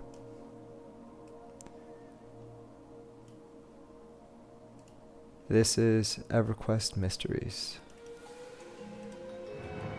There've always been mysteries surrounding EverQuest. Tales of a clockwork dragon, quests that haven't been discovered, swords made of fire, horrors beneath the waters of Lake Wrath. This guy? But since then, a lot of these have been debunked or even proven. So I wanted to focus on some of my own personal EQ mysteries. Things that I've always had questions about but could never really explain. But in a world so large, where to begin? Right here with Velius! It's finally been released, and you know what that means, right? The drowned citizens are back in the Freeport sewers! Woo! Now when I tell someone that they swim worse than a drowned citizen, it has some real weight to it. But on a more serious note, I want to talk about this super important statue in Thurgoden. I have a theory about who this is, so if you'd all take out your Velius manuals and turn to page 14. Alright, brief lore lesson. Once upon a time, a bunch of dwarves were sailing around Norath and they got lost in a storm and were carried off to Velius. Now, the leader of these dwarves was Colin Dane, and seeing the potential wealth and fortune of this long-lost continent, they landed there and were immediately attacked by giants. Long story short, Colin Dane sacrificed himself so that his people could escape, and they later founded the city of Thurgoden, and so on and so forth. These dwarves then adopted the name Cole Dane in honor of Colin Dane, combining his first and last names, and ever after, the leader of the dwarves was referred to as Dane. Here's some footage of Dane Frostreaver IV. Is he being permacamped? Are there people sitting there? Okay. Here's a picture of him. I believe this to be a double Tolkien reference.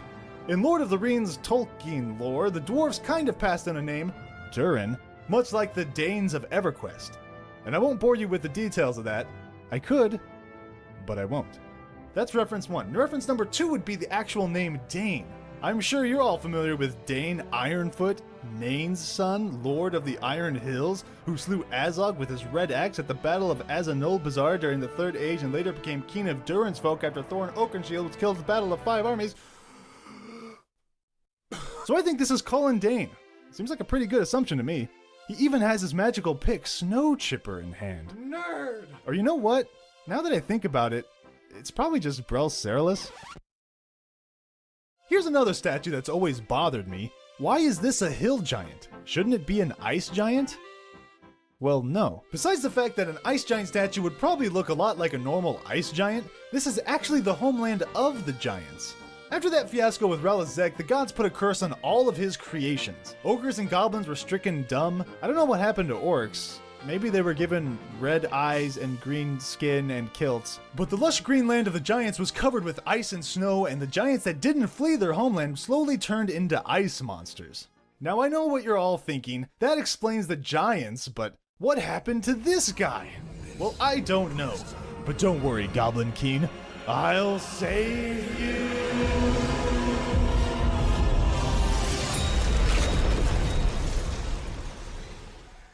Groundfall King.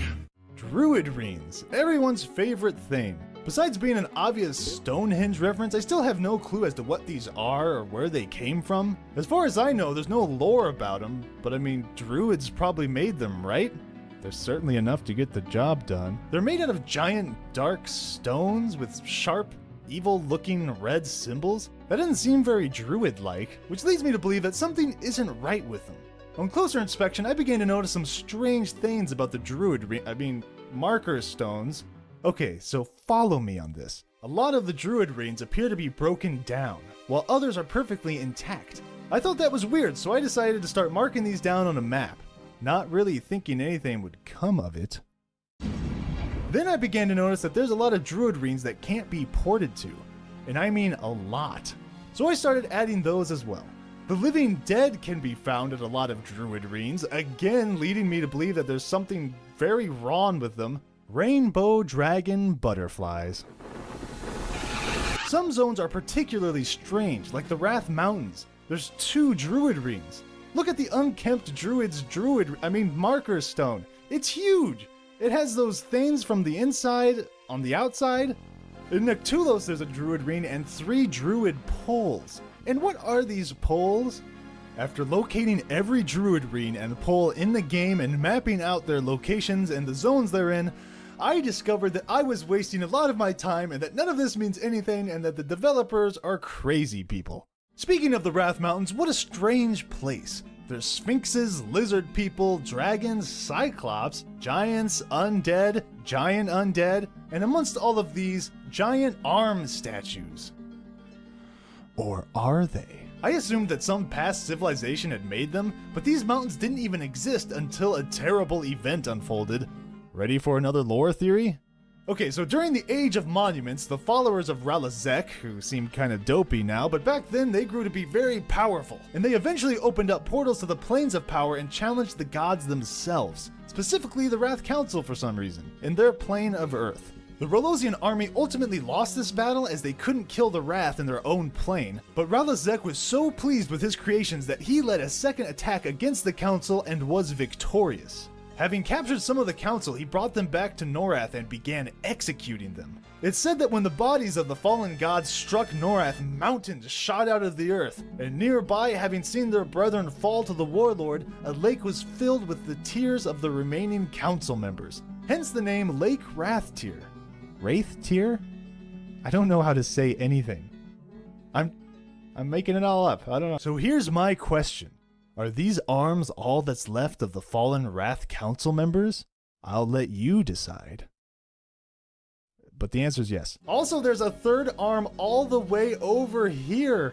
How long has that been there? After playing EQ for years, I still managed to discover new stupid things in this game. I mean, look at it.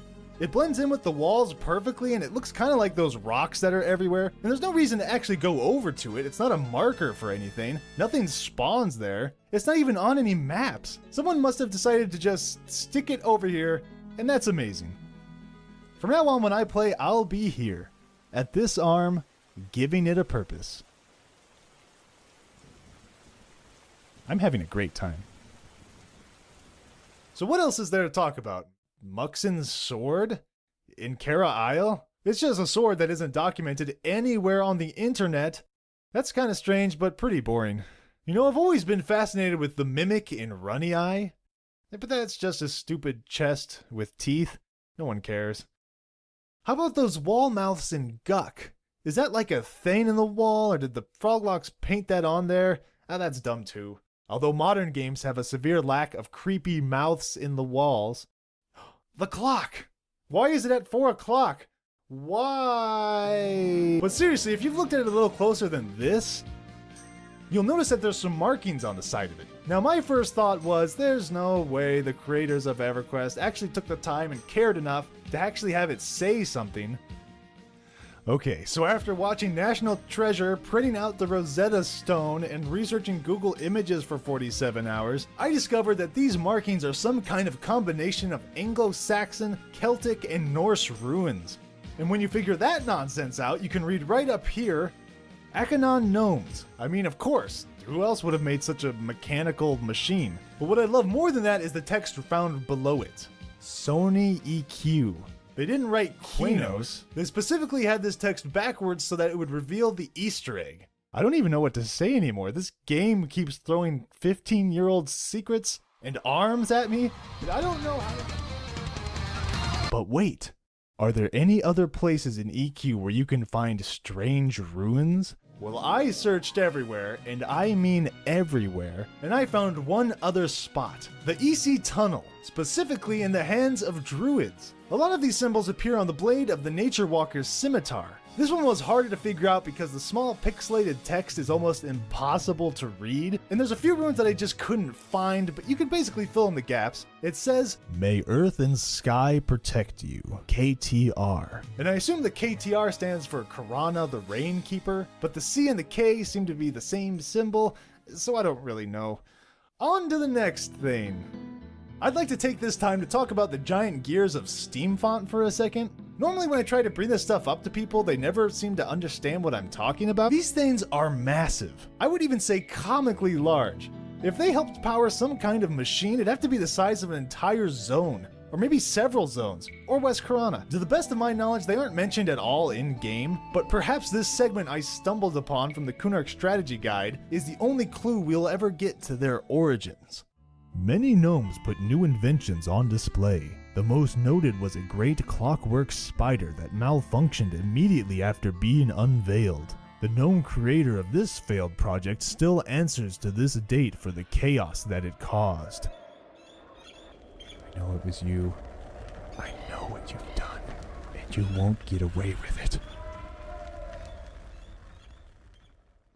Opal Darkbriar is a weird NPC. She might just appear to be the High Elf Wizard Guildmaster in the Academy of Arcane Science, but she's also the Dark Elf Cleric Guildmaster in the East Freeport slums?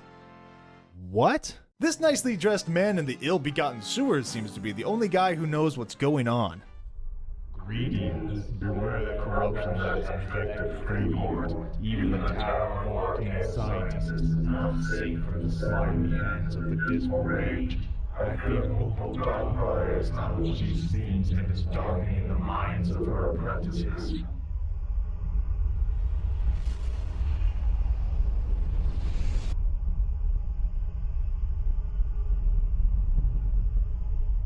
What a creepy weirdo in the sewers. If you actually go and talk to her, she says, "You're not a member of the wizard class. Be gone." What does it mean? Alright, I'm putting an end to this. I could go on forever, which I guess is a credit to this game, isn't it? You know, the more I look around and explore EQ, the more I realize just how much effort was put into it. I used to find dead ends or strange pots or seemingly meaningless NPCs and think just that these things weren't finished or didn't have any thought put into them. And the more I question these things, the more I discover how wrong I was. So next time you're mindlessly grinding EXP or farming plat, take a second to look around. Explore a little. Go on an adventure. Have some fun. This game is amazing, and there's more to it than just raiding or gathering items, in my stupid opinion. As for me, well, I plan to keep on learning and finding meaning in everything. I still don't know much about Kunark, and I really want to talk about the history of the deserts of Ro. Ever wonder why this thing is here? Well, there's a reason for it. Or how about the Oasis of Mar? Why is it called that? There's plague inns, this stone, 4-frame wall fire animations and Runny-Eye, this guy's face, this weird glitchy shelf and Soleil. What is it? The human faction? What's that all about? Terrorantula? I've never seen them. Egyptian scarab statues, secret fire pots, cat people lore? Hey, really quick, Sean, if you're watching this part or somebody shares this specific part of the video, what he said is on point. There's a reason for everything. If you do the same thing in Monsters and Memories, where pretty much everything has a meaning, even if it's like an Easter egg, but something like that, being able to discover things 25 years later is an amazing feat.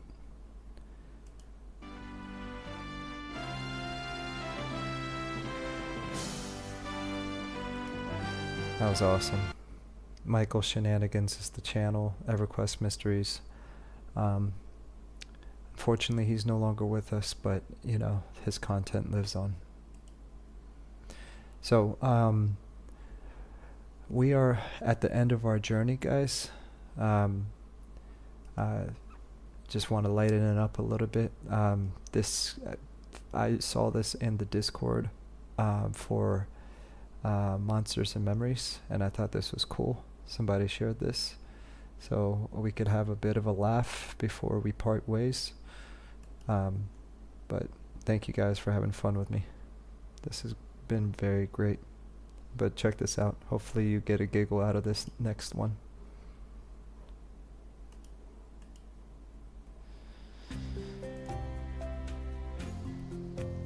What is this? Super Butcher Block Bros. What is that? What is this? Oh, it's the next EverQuest. That's what's up.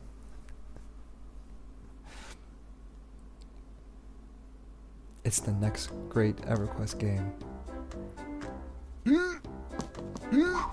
Super Butcher Block Bros.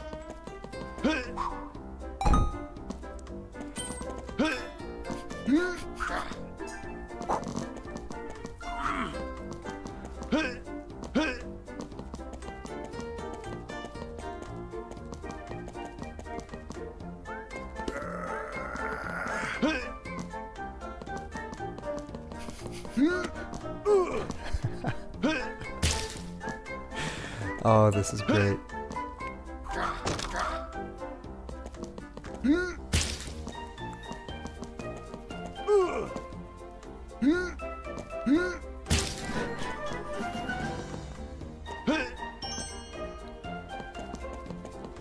Somebody really took Mario and put it into EverQuest. Or put EverQuest into Mario, I should say. Hey, that's a Mario game I'd play. If you remade the entire Mario and just like put EverQuest graphics and characters in it, that would be a very meme-ish thing to do. I can't believe somebody actually took the time to do this. Obviously, I'll have the link in the description so we can give him credit and enjoy this. I don't know if this is actually playable, but this is definitely hilarious to watch.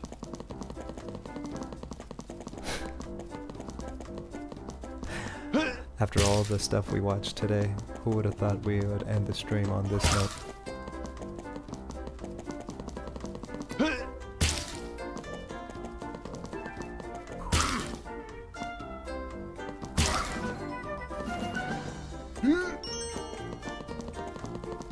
Man, he really went all in making this.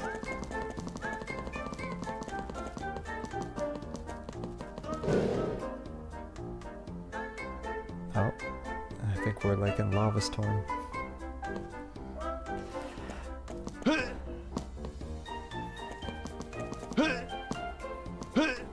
Oh look, he even has aggro built into this.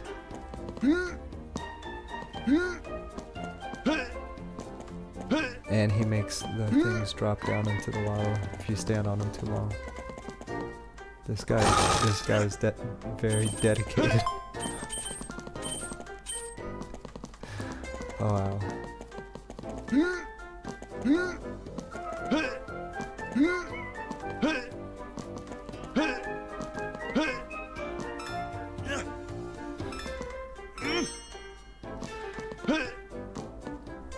Oh my gosh, how much longer is this? This is great. Okay, we're almost done. Less than a minute left. I think we get the point though.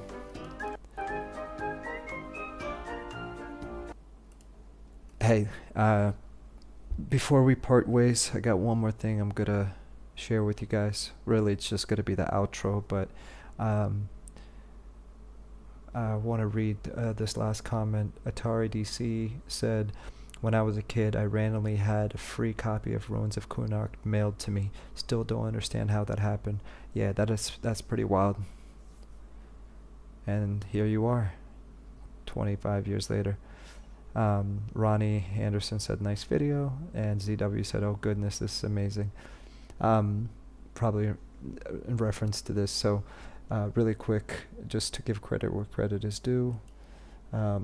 This was Super Butcher Block Bros by Kyle Lemaster. All these links will be in the description. Want to thank everyone for another great news stream slash information video. As a reminder, please visit monstersandmemories .com. Share this with your friends.